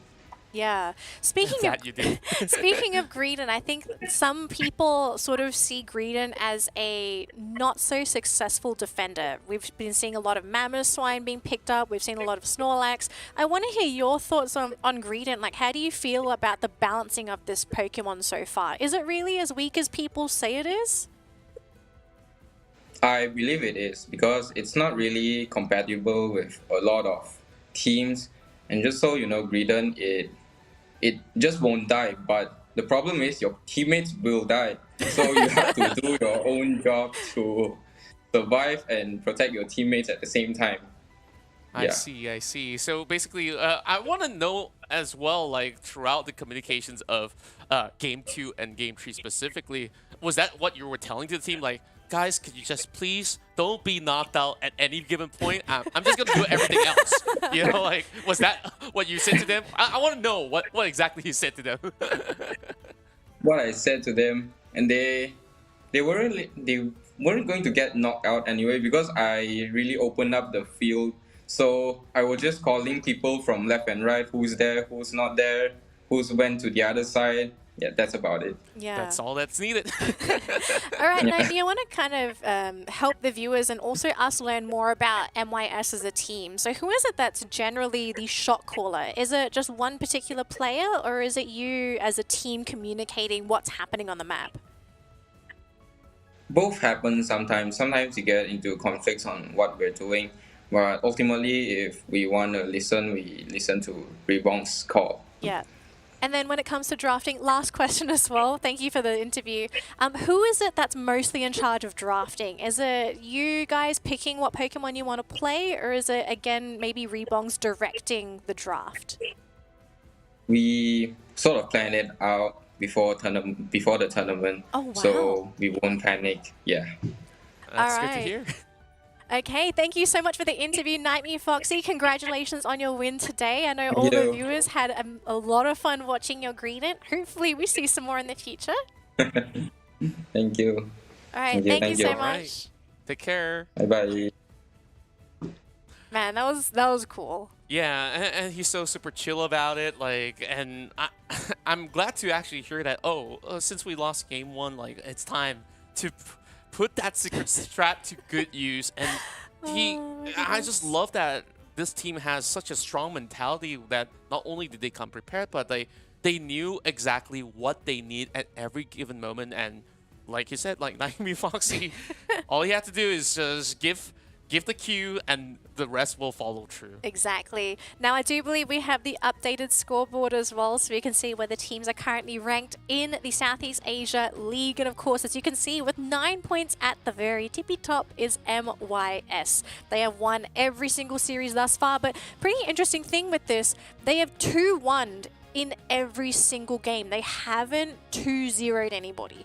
So this team so far, they have been resilient. They have gone the distance, but they are not, I wouldn't say they are a truly dominant team like High Five, I suppose. Exactly, but then again, like I feel like so long as you be able to learn on how your opponents actually play out, dropping one game isn't gonna look all too bad after all, so long as you walk away with those 3-pointers. And for the fact that they've actually taken the second seed out on that respective matchup.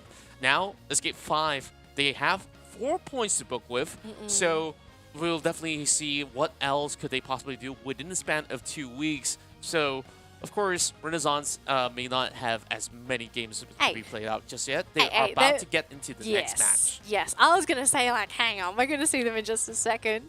So our next series of the day, I do believe it's going to be Renaissance playing up against the Indonesian Open champions, Rise. It's going to be an exciting series because I think I remember it pretty clearly. MYS versus Rise, it was a pretty intense series. It went, again, to 3 games.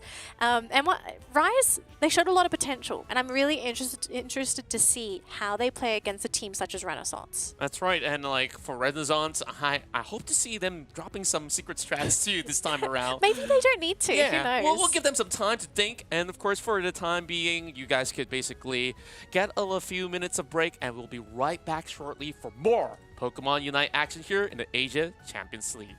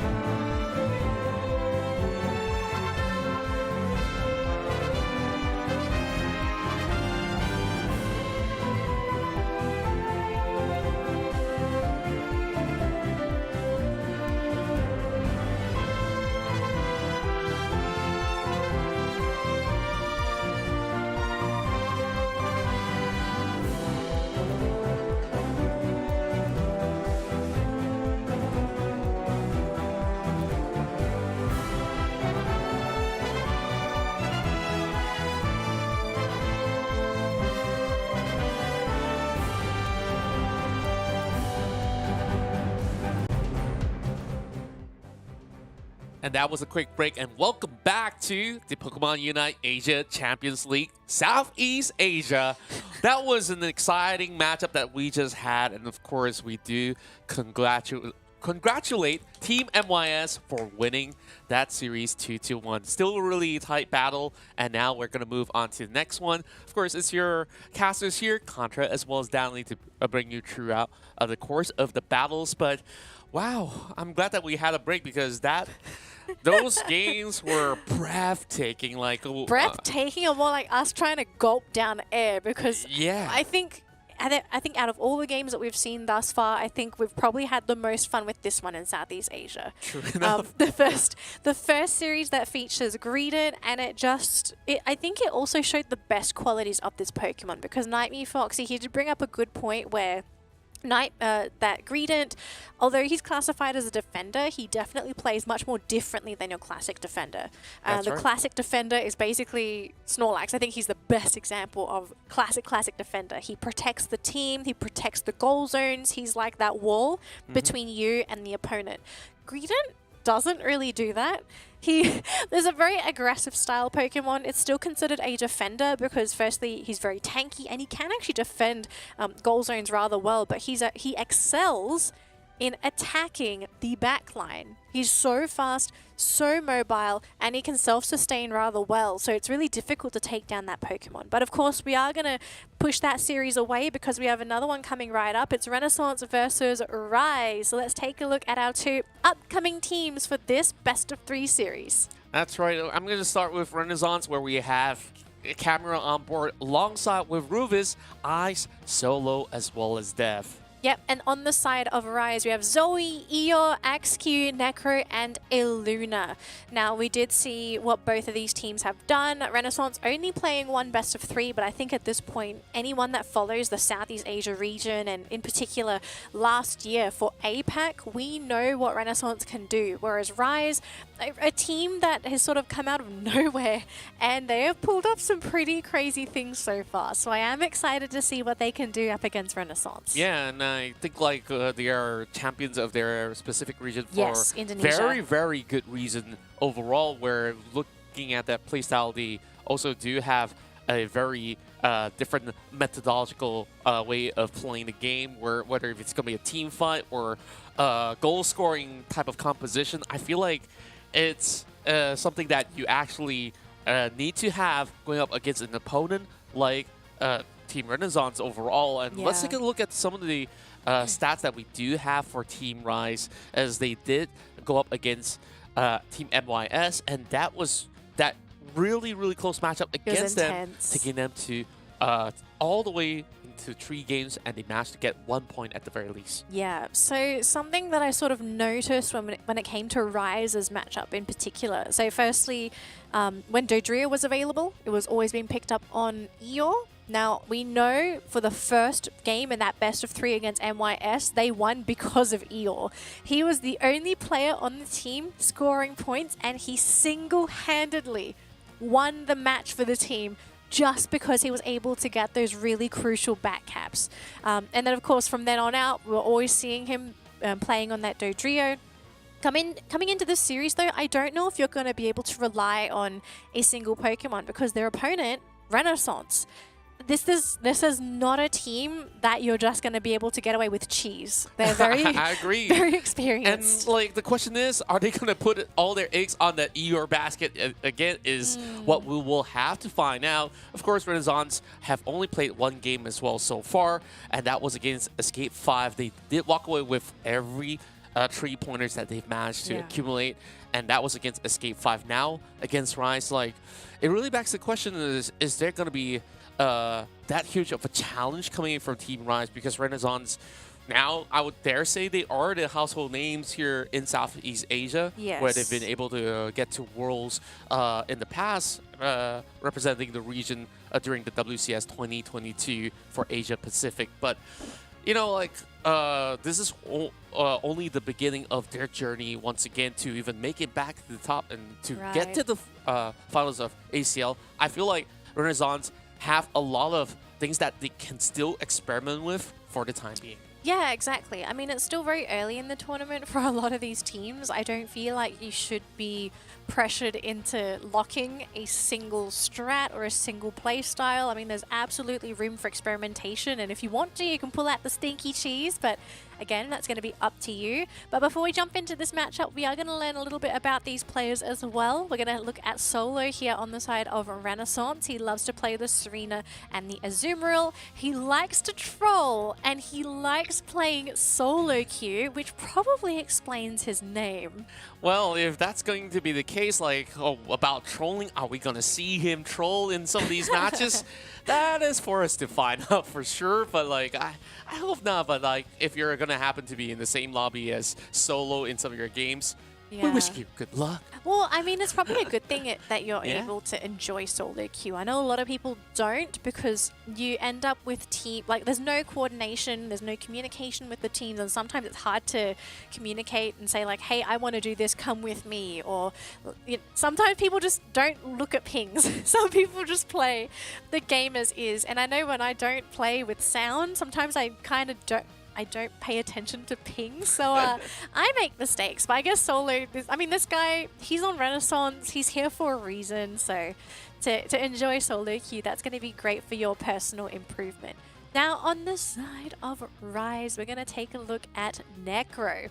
Let's see what he has, though. He likes playing Absol and Serena. He used to only play Quick Match. That is pretty interesting. Very, very interesting, actually. And he actually knows about Pokemon from playing Pokemon UNITE. So this is saying that he's never really engaged Pokemon until now. Wow, we definitely do welcome him to the world of Pokemon, because there's so much for him to explore. And just look at how great of a player he is, right? Like, exactly, he's playing on a team. He had, like, when we're looking at him playing some of all these hyper carry roles overall, like loving to flex with the Serena and also to have Absol to be some of his core picks. So are we going to see him going back on Serena? Because I believe Team Rise is also a team that did show us the Serena card quite a number of times. Yeah. I'm just thinking, like, do you really want to go for Serena? I don't think we have a good win rate for Serena in the tournament so far. Yeah. So, I mean, situationally, I think Serena could definitely work. But again, you've got to think about, okay, what's the Serena going to be playing into? Because she's not she's not as strong as she used to be. She used to be in a position where she could deal damage. She had great self-sustain. She was very threatening on her own. They did reduce her damage, so she's not going to be as threatening by herself. And her sustain, it doesn't work against those very bursty compositions. Like, if you just get bursted and removed in 1 or 2 seconds, like, where's the healing? You're not in the game. You're in the fountain. Yeah, and like, let's see what will they actually pick as we are ready with the drafts here, as we're about to kick off our first game. So Team Rise will have the first pick priority. So it really goes down to what the band's gonna be like. So as per usual, I think like teams are looking at picks like Sableye as well as Mew to be removed, but could be Urshifu as well. Yeah, like we've seen Urshifu, Scyther, Dodrio has been a potential ban as well, but pretty typical bans. Urshifu and likely that Scyther. Does that mean that Rise is gonna pick up the Mew here, where I think like many of these teams will definitely have this to be one of the core structures of how they really want to work things around, and they will immediately secure their own Dodrio first. That's for Eeyore. Easily. Eeyore's Dodrio. I think this is basically going to be a given for Rise. If they don't first pick the Dodrio, then I don't think they're going to get it at all. So, yeah, Dodrio on Rise. I mean, Renaissance is going to be prepared for this, but here's the thing. They've picked 2 supports. They're going to be going for the Blissey and the Eldegoss. Now, this is something I'm looking. You smell the cheese already? I'm sorry. There's definitely some. I don't know if it's stinky cheese or if it's just normal cheese, but this is interesting coming out from Renaissance. Yeah, and I do like that there is already very clear moves coming in from Team Rise as well. They have the Mr. Mime and the Delphox, so you will have damage output from quite the range at the same time, and you could still have the Serena to continue to do her work on the front lines, and that will also be paired up with the Snorlax. Now you have both Lucario as well as Greninja on Renaissance. Oh goodness, this lineup from Charizard! They're really going for Shark. Oh my god. Okay. I can't. I actually can't. A blast from the past. Firstly, first pick Charizard in the entire tournament. We have not seen this Pokemon at all, so I'm not 100%. I think the only Pokemon so far that hasn't picked... we haven't seen Hooper, right? I don't think we've seen Hooper, so that might be the last If we did, it was Pokemon. only one game, and I couldn't be clear if it's actually Southeast Asia, but... We'll have to double check, Yeah. but we know this is absolutely the first time we're going to be seeing Charizard. But this composition for Renaissance is bizarre, to say the least. Their frontliner is going to be Blissey. We have Ruvus playing on the Eldegoss. We've got the, I suppose, the mini Urshifu and that Lucario. This is a Pokemon that very rarely gets picked up because last time it was the Urshifu. You had the Parrot Punch. That was essentially the best way to get the Is this also the objective first steals? Lucario that we're seeing? No, I think we've seen this before. Greninja, I think we've also seen one or twice, and that Pokemon hasn't performed too well so far, but this is in the hands of Renaissance, so I hope Rise is ready for this, because this is definitely an interesting looking game. It seems like it's AXQ that's going on the Dodrio instead, so this is going to be something that's going to be ultimately different from Team Rise in terms of the playstyle, but... Oh my gosh, it's a mid Charizard. Oh, wow. I love it. I love it. And it's also supported by Ruins at the same time. It's like, okay, you'll have a smooth cruise for the time being. And we're already seeing Solo coming in with the scores. And as for Team Rise, they're going to do the same over on the bottom lane. Nothing too much that Camero could have actually done about this in the early game. But look at Necro already being poked out of the lane while Luna tries to stop them on their tracks for the time being. So far, so good. Both sides looking to be pretty much on the neutral state. So... I guess it really goes down to when they're gonna start battling as members of 5. Ooh, XQ. Super careful. You have to be so careful. And interesting, we're going to be seeing Fire Punch on this Charmeleon. So it's not going to be the flamethrower that we've been seeing a lot in the past with the overpowered Charizard. This unfortunately got nerfed, not quite recently, but in the latest patch. So we'll see how Dev make this work. But oh, nice initiation from Rise, but no follow-up. A little bit too afraid. Both of these teams showing a lot of respect. But look at this. They managed to pick up a nice knockout there onto the Snorlax. And, well, unfortunately, with this unevolved Serena, there's no way you're going to be able to hold off Lucario and Eldegoss. Yeah, and I'm really looking at this Charizard, how it could basically impact team fights later on when he does have the Unite move available. So yeah, the Seismic Slam. Yeah. So one thing that used to make Charizard such a big threat was that, firstly, his Unite move charges really quickly. And before his nerf, he did a absurd amount of damage. So you've got that, you throw the Seismic Slam, and most Pokemon can't outrun the Unite Charizard. So I can understand the reason having to nerf him, but we'll see what happens. Maybe Renaissance prove us all wrong and say, like, hey, Charizard is viable, you just have to play him differently. Yeah, and like Renaissance is doing everything as different as possible right now, and for the time being, Rise just doesn't really have the opportunity to actually get the score. Currently managing to at least get the knockout here. He's going to have a smoother time just climbing the charts, and Solo holding his own will be accompanied by Ruins, and they will dunk in even more points. 70 to 20 for the time being, and heavy slam from Illuna. Can they actually get Solo in time? He's still going in for it and still walks out alive, but not for long, I think. But wow, Solo just got the moves, and they still have the Dodrio now coming in for a challenge, but Ruvus is still alive. My goodness, the full heal coming in clutch there for Solo. So this is just the power of Lucario. It's such an elusive Pokemon that's very difficult to take down if you don't have enough catch.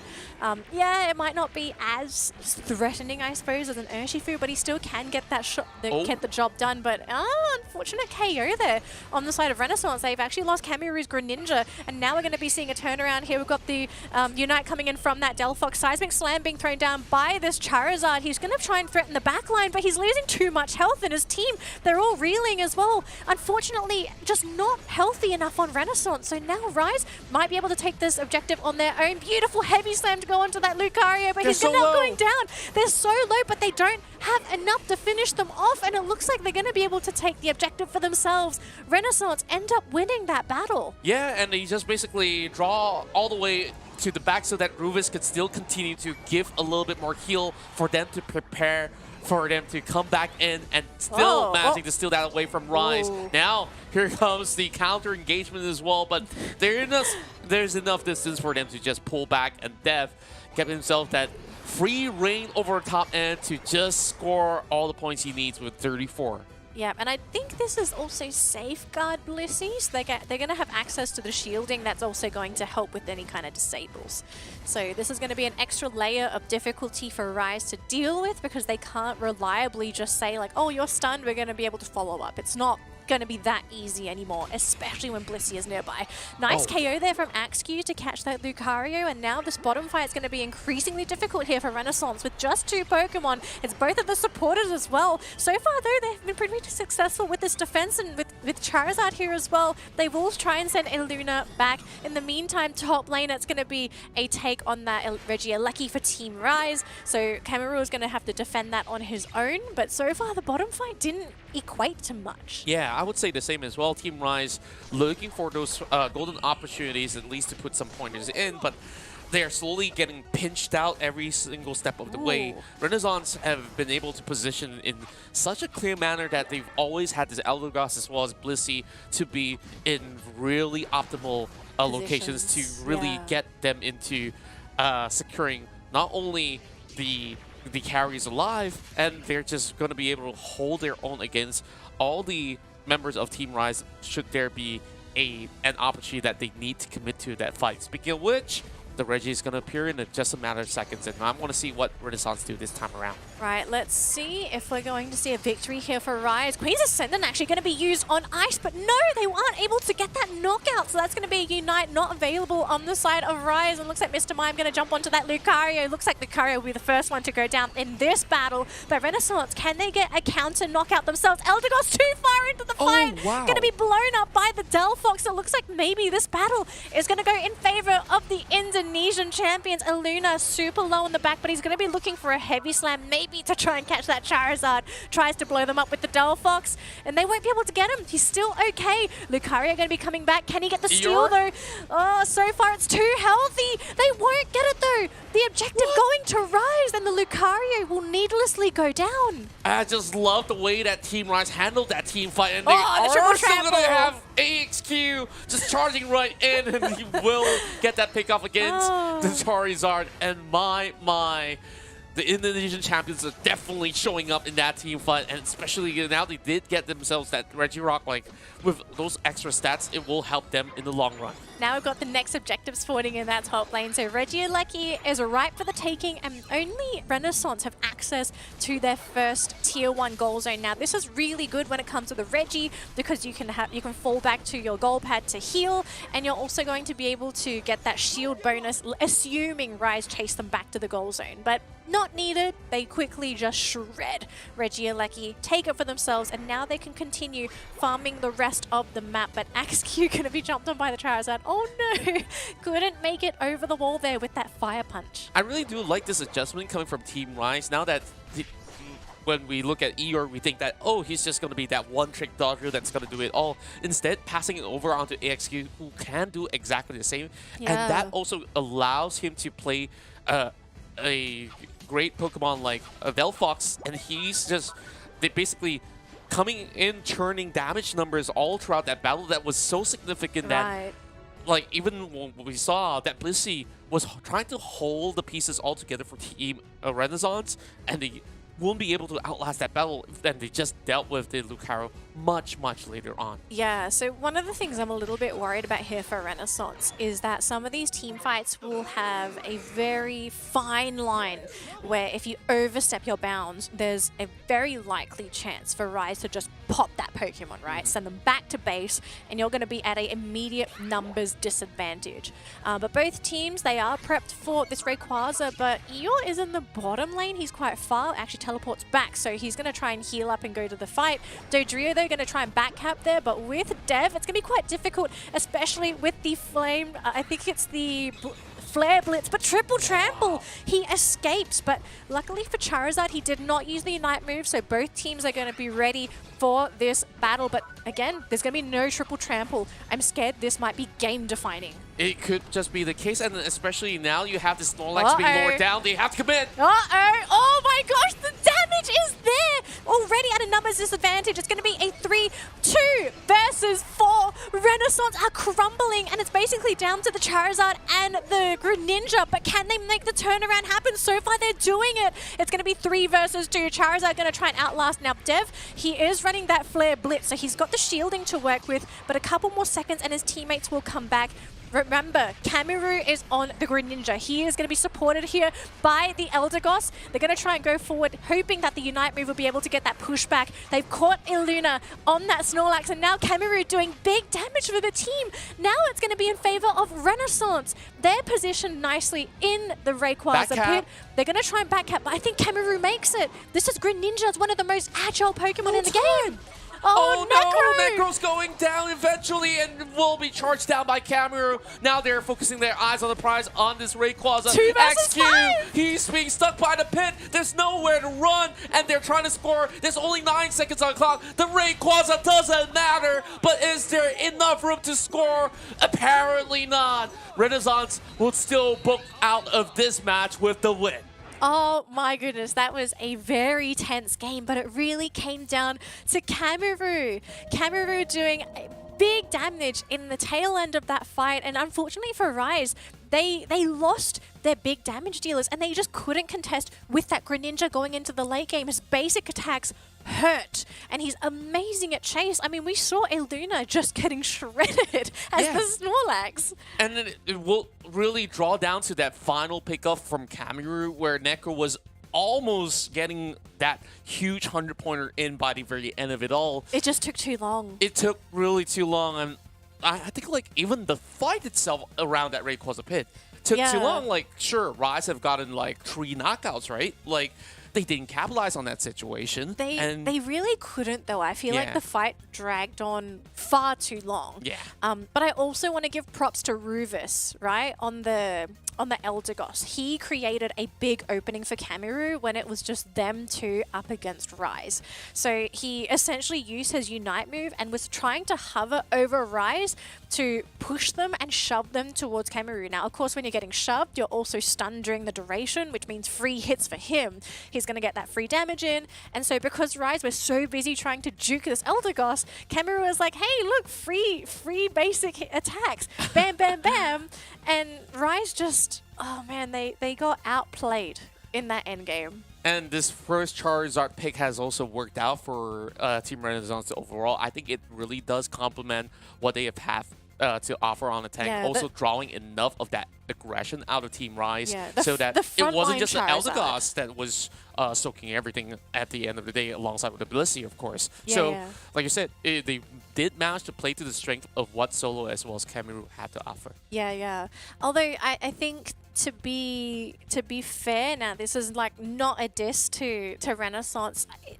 The Charizard in that game looked okay, but I kind of feel like if they picked anything else, will be more effective. It might have been more effective and easier to execute, because it really wasn't an easy game for Charizard.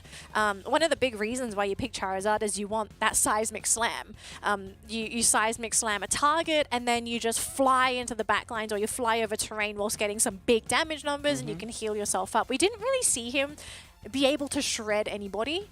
Yeah. So it was a really tough game. They made it work still, and I'm glad that we finally got to see Charizard, but I think it also sort of showcased the shortcomings of this Pokemon in general.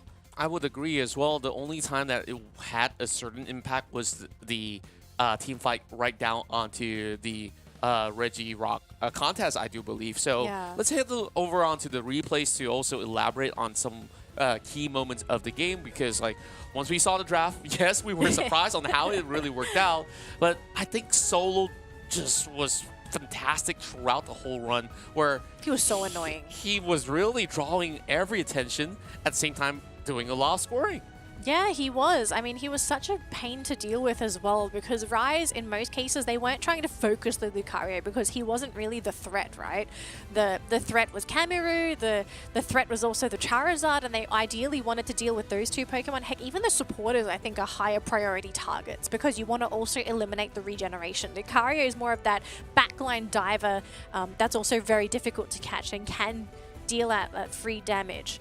So, yeah, I want to try and justify Charizard so much. It's just that I think this Pokemon is in such a weird place now. Yeah, like I still didn't feel like it's the most effective pick overall. So hoping to see if there's going to be another different stance on how Renaissance can actually pull it up again. I'm looking at this here. Maybe the fact that they had Charizard could have been game defining, because they also actually caught out Eeyore with that. Not he didn't catch him with the seismic slam per se, but the boosted flying Charizard. He was really able to cut down into Delphox there. I'm not sure.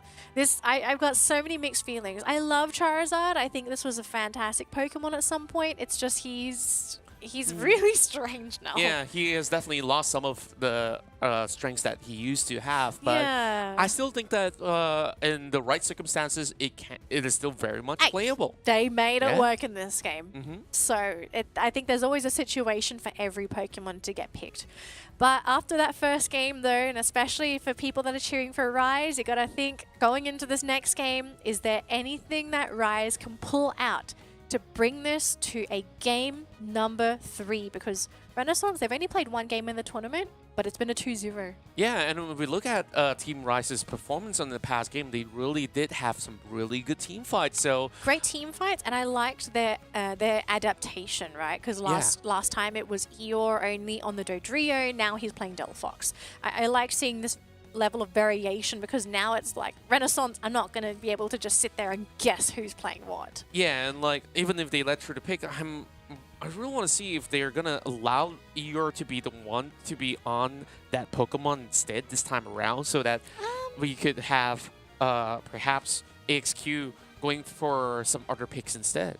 Maybe. I think it really just depends on a case-by-case basis. Like, what do they really prioritize? Because I will have to say that the last game, it was very reminiscent of their last Dodrio games, because Axq was the only one scoring. No one else was able to score.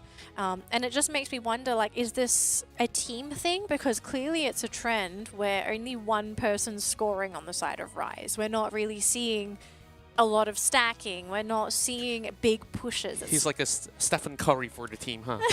Maybe. Well, the Dodrio, you know, not Axq, not Eeyore. It's just the Pokemon, I guess. If that's the case, well, I really want to see now. Renaissance opt to take this arena on their side after losing that Blizzard pick towards Team Rise, and essentially they're telling Team Rise, pick something else. We're even getting the Delphox on hand, so yeah. I wonder if this is going to be a case, like, what else do they pair it with? They say, okay, yeah, go ahead, we'll take your Lucario. But they're also going to go for the Cramorant as well. This is pretty interesting. We've seen this funny little bird a couple times, and I mean, it's done some pretty interesting things. I'm wondering, like, what's the play with this Cramorant? Is it going to be the usual dive Cramorant? Look what we have. Renaissance? Oh, Renaissance? boy. Oh boy, here comes the Cramorant, the Greedent. Oh my goodness. To anyone that's tuned into the broadcast, if you're wondering why we might be a little bit hyped here on the caster's desk, we had an amazing Greedent in our previous best of 3. If you haven't seen that game, we do highly recommend you, don't rewind, but after the broadcast, go back and watch it. It was very fun. But wow, look at this Eeyore. Gonna be playing on the Decidueye. So we've got the Tweety Bird strat here, I guess, on the side of Rise. But, okay, here's the thing. Nightmare Foxy, he said this in our interview during that last matchup. The one thing Greedent is really good at is diving the unprotected back lines. And Cameru is playing on this Greedent. So he's just going to keep his eyes on this Decidueye for sure. Look, he is eyes on the prize. He wants that top hat. He wants whatever that Decidueye is wearing. Eeyore, you better watch out. Oh my. If that's going to be the case, like, we hope that this Blissey would have just about enough to keep Decidueye alive most of the time. So with that being said, like, I'm just looking at how Team Rise could possibly work it out, because damage numbers aside, like, sure, they do have some high DPS ratios, but no burst that I'm looking at. Yeah, That's quite true. They don't really have the best way to deal with that Greedent pick. And especially, actually, Decidueye can kind of do it, right? He has the ability to possibly burst it down, but of course, if Greedent gets on top of Eeyore, you know, if Cameru just like, oh, he's just going to walk up to the Decidueye, he can kind of do that, and he can tank a number of hits. It really depends on whether there's going to be, I suppose, the Snorlax. If Snorlax is there, maybe can set up with the heavy slam, then maybe they have an opportunity to really threaten Greedent. But again, we don't know how they play it. Because at this rate, we can't assume it's going to be the same way that Night Mew plays it. Maybe Cameru has a different play style when it comes to Greedent. We are going to jump into the game here, so let's go, Contra. Yeah, and I'm also looking at this current composition. Team Rise will really have to play more around those team fights as well, as compared to the Dodro strats that they did have in the past game. So therefore, I think this is what they have identified, where in Game 1, they did excel in those team fights. They did manage to get those objectives done. So both teams equally starting off with 4 pointers here. Cameru immediately going straight for the work, where he's just eyeing out for this Decidueye, and he's slowly being sniffed out. So good work on Team Rise as well. They're keeping up with the pressure. Yeah, I mean, he was also scouting to see if the buff was still available, but it had already been taken, right? Like, Rise was anticipating a potential steal, so great rotation, although we might be seeing a KO. Zoe will go down though, so Cameru going to get that final hit, crucial bit of experience, but is he going to, unfortunately, get KO'd? I think there's enough damage. They even used the eject button. Eeyore fully committed for the knockout. Yeah, I felt like he really have to teach him a lesson over on that corner, so Cameru down. They will have a lot more room for this Altaria, and they will secure those EXP. But Illuna, though, not so tanky after all in this early game. Solo's going to be able to dish out just about enough. Ruvis scores a 12-pointer, while Necro can only sit back and just try to hold them off. Yeah, Necro also pretty unfortunate with the power-up punch there. Wasn't able to get that damage onto the Serena. If he got it, maybe he could have gotten the knockout himself. But I mean, Necro's doing what he's supposed to do. He's just sitting up there, stacking, leveling up. Although Ice might get punished for this. Might be okay for now. Cameru, though, has fully evolved into that Greedent, so he's going to start being a pain. Yeah, but for the time being, they have not been able to stop this Decidueye. We're slowly seeing him getting those levels that he tends to be at. Now level 7, they eventually have to deal with the situation. Oh, that was some overwhelming power that we're seeing here. Was but that a Rise Snorlax? is still alive. I was going to say, was that a Snorlax? He lost his health so quickly. Yeah, it seems to be the case. Oh my word, the burst damage is absolutely immense, and XQ tries to get themselves pretty much well shielded up. We still have not seen full 5v5s as of yet from both ends of the coin, but we're about to get that with the Reggie coming up real soon. With this 1v1 though, knowing for the fact that there won't be enough burst damage to fully contest with a Serena, when we are seeing this Lucario treading with caution. Yeah, it looks like it's going to be that dive Cramorant on the side of Rise. They're actually thinking of applying quite a lot of pressure here onto Renaissance. They don't do too much damage, but while all this is happening, the Decidueye is farming, right? This is the thing that you really want when you run that Decidueye. This is a very experienced level, hungry Pokemon, and if you're able to give him that very smooth early game, that's what you're looking for. And they immediately remove the Greedent from the equation, but they have lost Illuna in the process, and with Zoe potentially going down here, just survive! Wow! The Blissey, just enough by the skin of his teeth, will survive, and they were able to get a counter knockout in the process. Eldegoss went down, Delphox is down, and looks like it might just be a free Reggie steal. He has come back here, Cameru, on that Greedent, but is this going to be a mistake though, because there's a lot of Pokemon here, but they got the steal! Oh my goodness, the Serena getting that last hit onto the objective.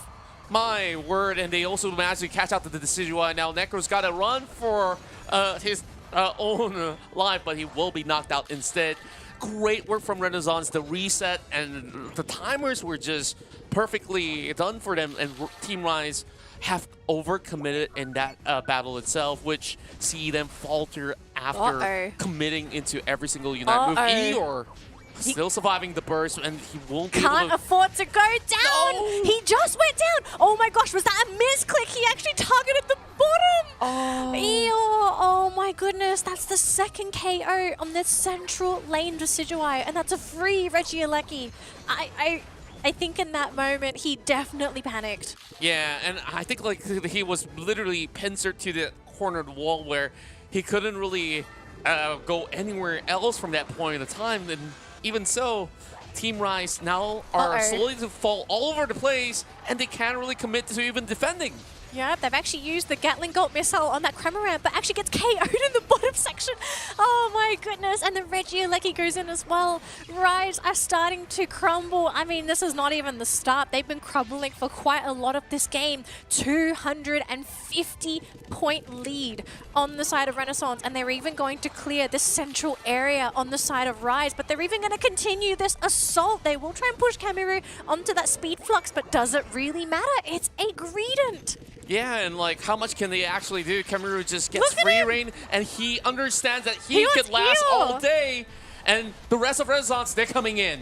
They are so desperate to get rid of this Greedent, but he is just surviving for so long. He's eating those berries, but he will finally go down. While that's all happening, though, the goal zone was exposed down to 8 points left.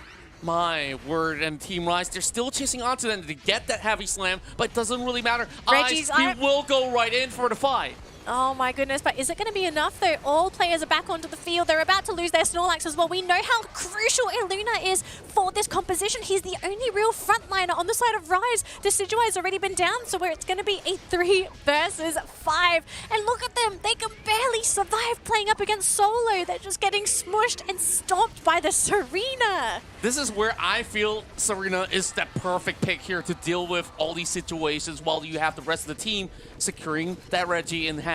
And Renaissance, they're just going to go dunking all together. Nothing that this Snorlax can do to stop them from scoring for the time being. 300 points already, and they are going to prepare for the upcoming 2-minute mark. So for the moment, I think like Team Rise just got to fall back for a little bit, get that heavy reset, get more EXP down for this Decidueye before they go for another engagement. Yeah. Now going for the defense though. What can do? Oh boy, man. Fanciful Fireworks. Blissey is down. They're going to lose Iluna as well. Eeyore showing his face. He even uses the Unite. That's not the time. That's not the time. They're going to use the Gatling Bolt missile as well. They managed to get 2 jump pad stuns, but no KOs. They use so many resources, but look at this. There's just no damage being done onto Renaissance. And Renaissance is just slowly running away with the game. It's already 385 points without the Rayquaza. And Rise, they're just doing everything just to hold their fortress, but there is just no opportunities for them to even shove the rest of the Renaissance side from scoring overall now. This is not really a good look. They can't even contest for Rayquaza at this point in time. I mean, they don't have a choice now. They have to win this Rayquaza fight to even have a chance at coming back. They're already down by over 350 points. They need to somehow score. If you want to be safely ahead, you would have to score a full 50 on every single player on their team, because you know if Cameru was alive, and assuming Rise managed to get the Rayquaza, he is going to backcap. Yeah. He will 100% backcap. Exactly so, and we're already looking at Team Rise actually finding avenues of play throughout the top goal zone, and this is going to be free access for Renaissance all the way into the bottom central areas. So he's not even part of it. Yeah, Serena doesn't need to. He's cancelled the scoring there onto the Decidueye. They tried to score a free 100. Oh man, everything is just crumbling here for Rise. Contra, they're in dire straits. They have to win! The Decidueye's gone! They can't even do so now that they do have one Pokemon being removed. They know that for the fact that Renaissance, they can't even do Rayquaza, but they don't really need it though. So long as they hold on to that lead, that's all they have to do. And Iluna, they're just trying to make plays happen here. They Team Bliss Rise, assisted. this is not the play that they need to do right now. They just got to get their hands on Rayquaza, but there's no time left. Contra, this was a Bliss assisted Lucario, and they don't even feel Necro. Necro's giving them neck massages. He's not battling. Oh just a my tickle. goodness. It's not even a massage.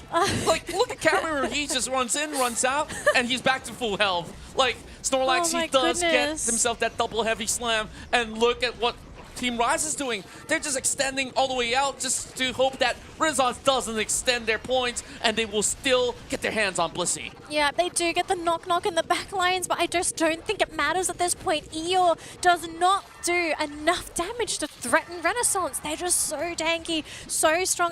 And watch this. What's- Okay, okay.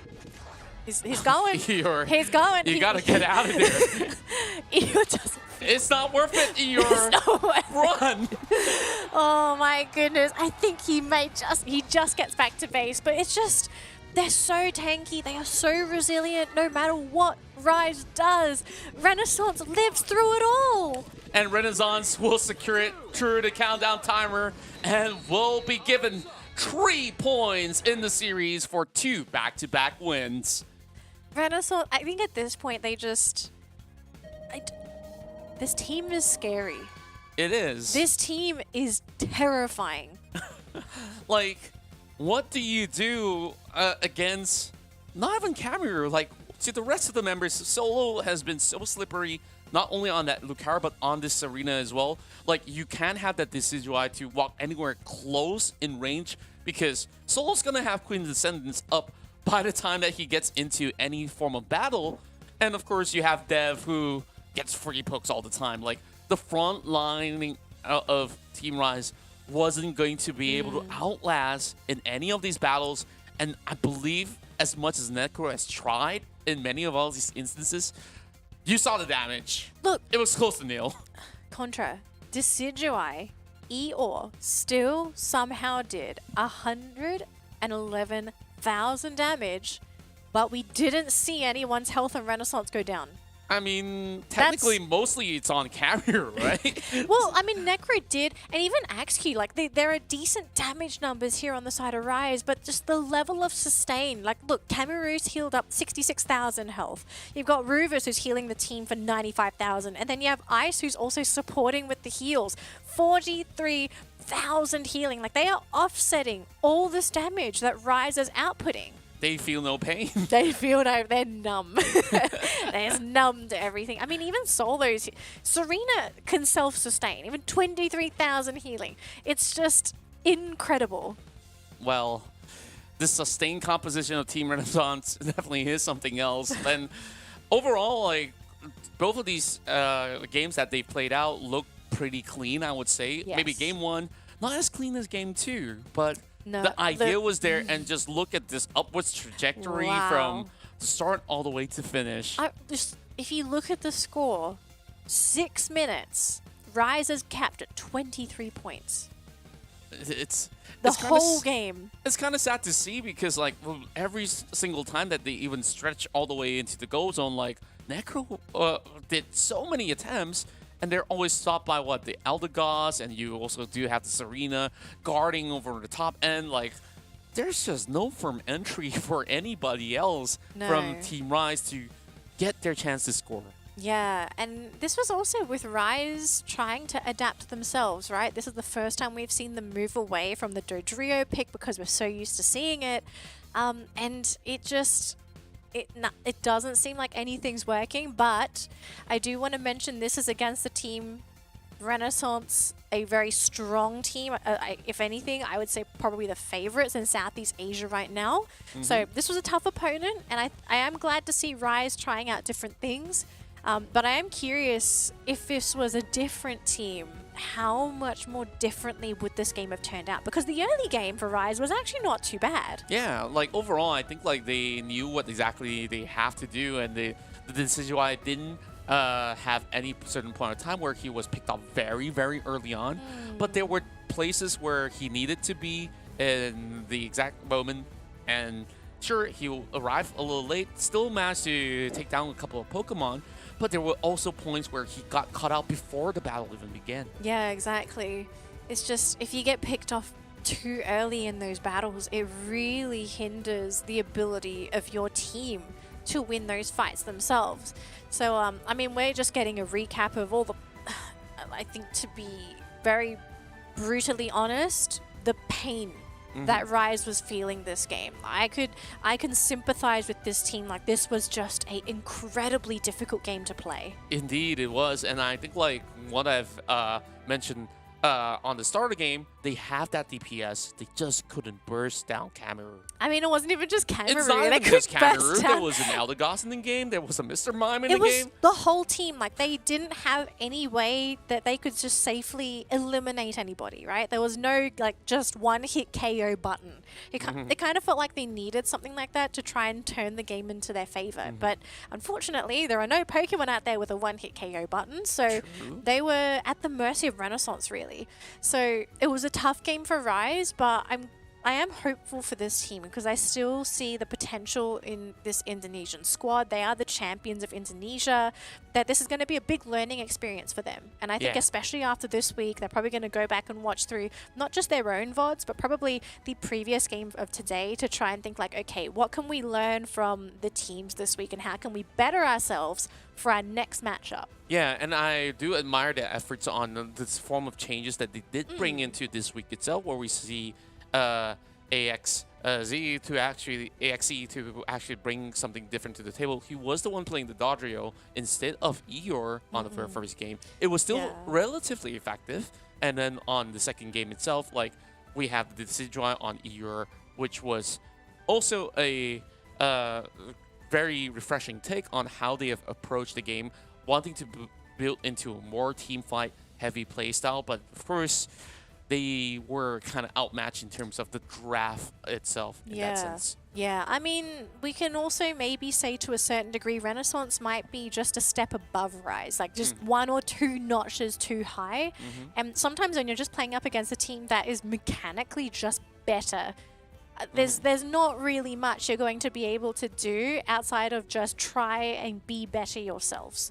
And that doesn't come easily, you know? It's not just like 1 week of practice and you're suddenly going to be a better player. There's a lot involved when it comes to like practicing, when it comes to scrimming, researching, VOD analysis. But again, I think we kind of also have to mention the dominance of Greedent today. I think this is definitely Greedent week, and we've got Cameroon on the screen here. I mean, what do we say? I think we've seen Cameroon just outperform himself every time we see him.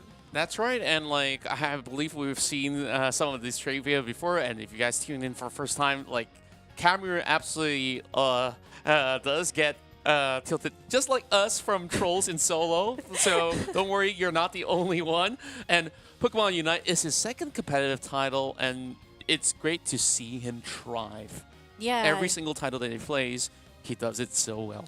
Yeah, I mean, this is probably an advantage to him because the fact that you've played a similar style of game before, you're going to have experience in certain areas where others might not, especially if Pokemon UNITE is their first encounter of the MOBA genre. Now, I know Pokemon UNITE isn't the same as the normal classic genre setting, but there are a lot of mechanics that are more or less the same.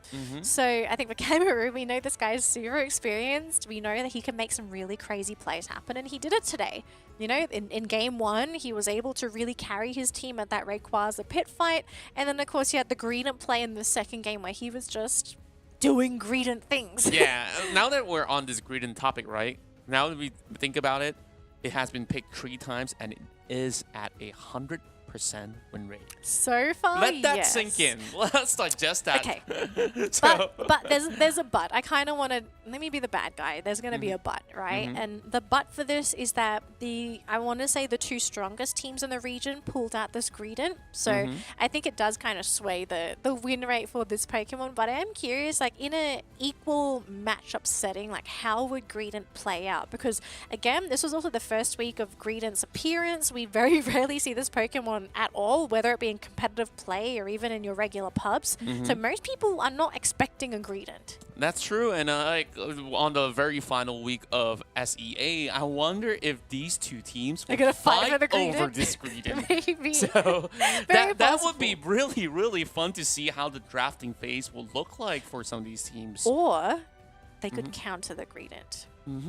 I hope that we actually get the answers to countering a greed in the Well, because okay, no, because some of these that's- teams have not gotten that on the back. I don't know if they'll tell us because I feel like that's leaking strats. But what we can leak is the updated score table, so we can see where the teams are currently sitting in terms of the seeding ranking. Now, so far we already saw MYS occupy first place with 9 points. After that victory for Renaissance, however, they are now comfy in that second place with 6 points. And with 2 more series to go, there's a potential for this team to get another 6. But one of the matches is going to be rather difficult, and it will be the one against MYS. But that matchup is not going to be for another 2 weeks. But I am keen to see Renaissance play next week. Yeah, and overall, we talk about Renaissance. They have the smoothest journey so far in terms of their clean track record of 2-0. If they did get those wins and if they challenge Team MOS, they are definitely on that upwards trajectory of a track to eventually get to #1 if they really need to. But of course, despite that, we are also looking at all the other teams like Escape 5, Secret Rare, as well as Rise. Very unfortunate for our Team Rise. They did pull their level best, but for now, they only have 1 point, and that ties them alongside with Secret Rare in terms of position. Escape 5 now in the middle of the pack is where they really have to differentiate themselves. Are they on the upper echelon, or actually would they falter even further on the brackets? Well, who knows, right? It really comes down to these next upcoming matches for some of these teams.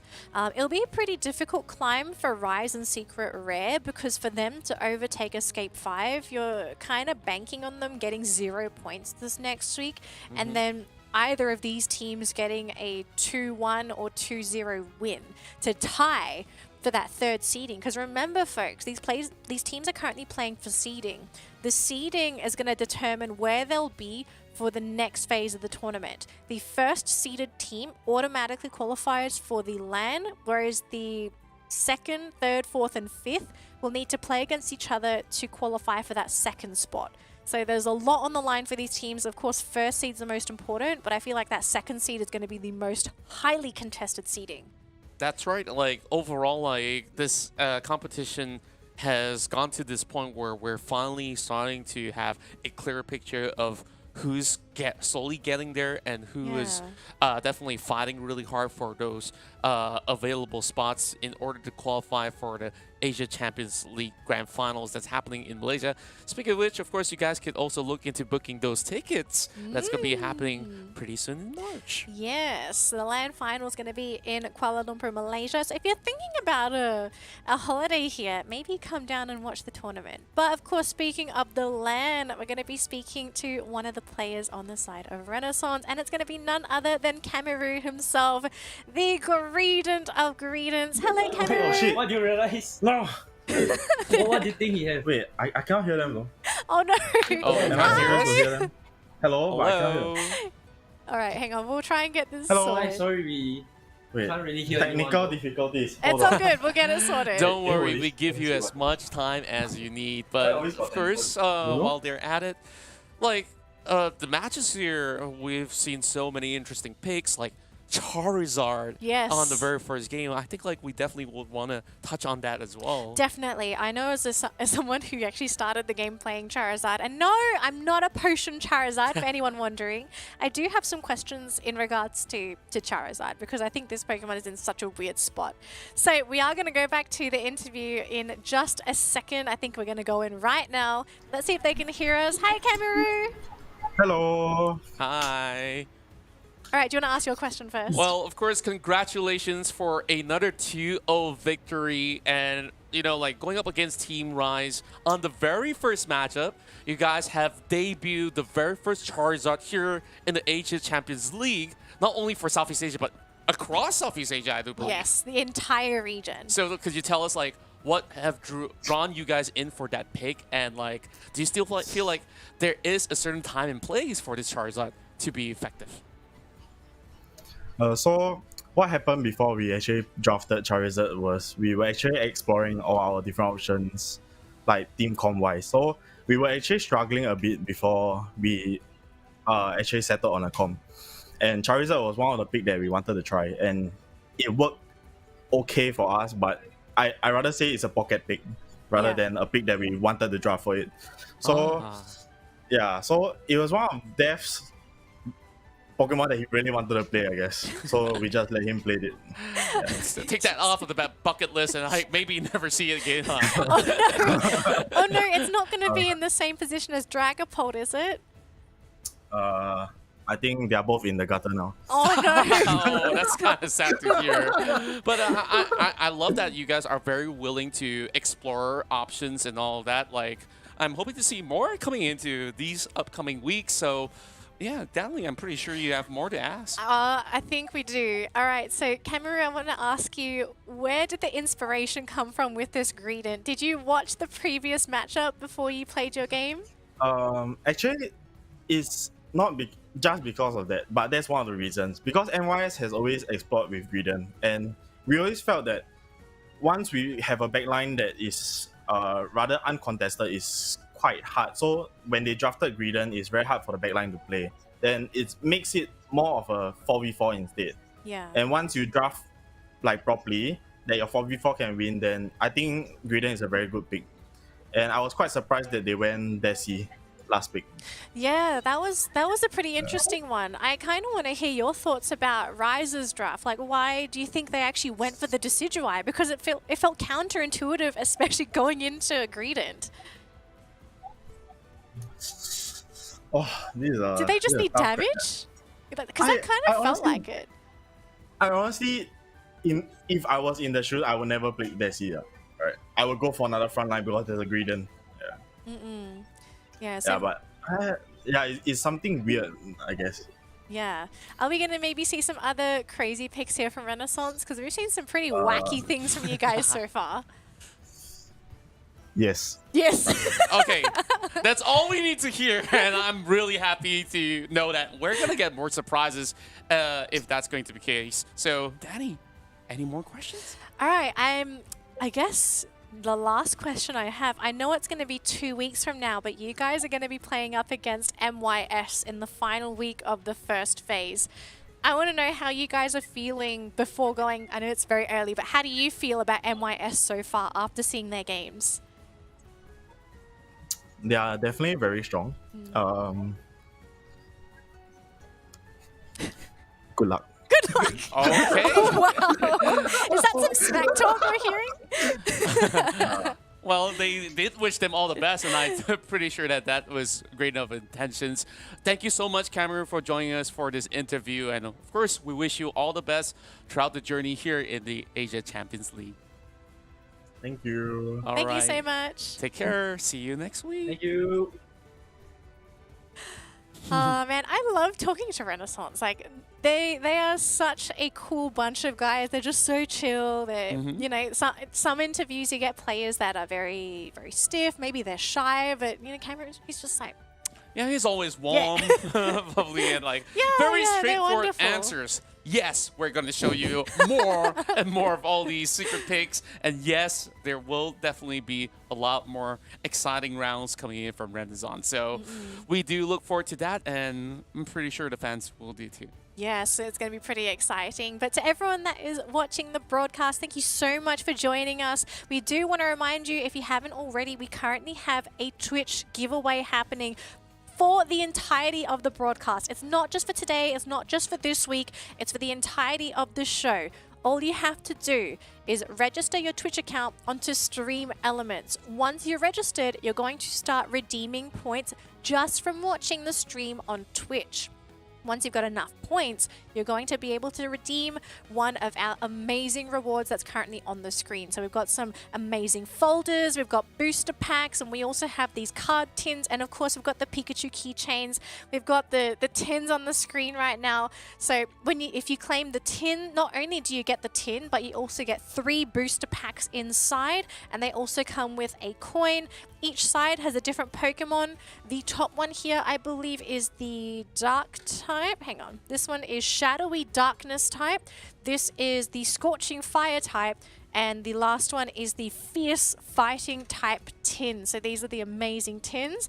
Contra? And if that's not enough, I have another 2 booster packs alongside with the Galarian, Zapdos, Articuno, as well as Moltres. You definitely want to get your hands on this edition because it's all foiled. I mean, like, Yeah. it looks Hey, beautiful. it's not you just- even have Surfatch on board. Look, it's not just the 3 Galarian birds. You also have the 2 booster packs that come with it. And then, Yeah. again, it's RNG. You don't know what's in those booster packs. And of course, Contra, the folders. Okay? Don't underestimate these folders. These are great foil folders. They have 2 different styles. On one side, you've got the Holoware, and then if you flip it, you're going to have the standard Pokemon picture. We've got Wigglytuff, we've got Cinderace, we have Lucario, we have Snorlax, Pikachu, and Zeraora available. So if you don't qualify for a tin or the booster packs, we do suggest get you try something. and get one of these. These are great. I mean, you've even got the back. The back looks great. So yeah, don't count out on any of these rewards. If you are registering and trying to win anything, claim whatever you can. You won't regret it. You really won't. That's right. And with that being said, of course, there are still many of all these opportunities for you guys to get your hands on all of this. Yes. And also, if you may have missed out a game or two, don't worry. If you want your updates, head over to this website and you will be filled with every single detail that's necessary, even if you really want to look at stats, tournament dates, and who's playing next. All is here on the website. Just go ahead, visit it, bookmark it, like what Danley always mentions. Yeah. And we'll definitely like to see you on board for the next broadcast of the Pokemon Unite Asia Champions Leagues, Southeast Asia, and also other regions as well. Yes, speaking of the next region, tomorrow is going to be India on the exact same stream. So if you come back at the exact same time, we promise you guys are going to have some amazing games from that region. But my name's Danley, his name is Contra. Thank you for joining me as my amazing co-caster, as always, Contra. Pleasure is mine. But to all of our Pokemon trainers out there, thank you for watching. We will see you next week for East Asia and Southeast Asia. But if you come back for India, we've got our amazing Indian casters. Thank you, trainers. We will see you next time.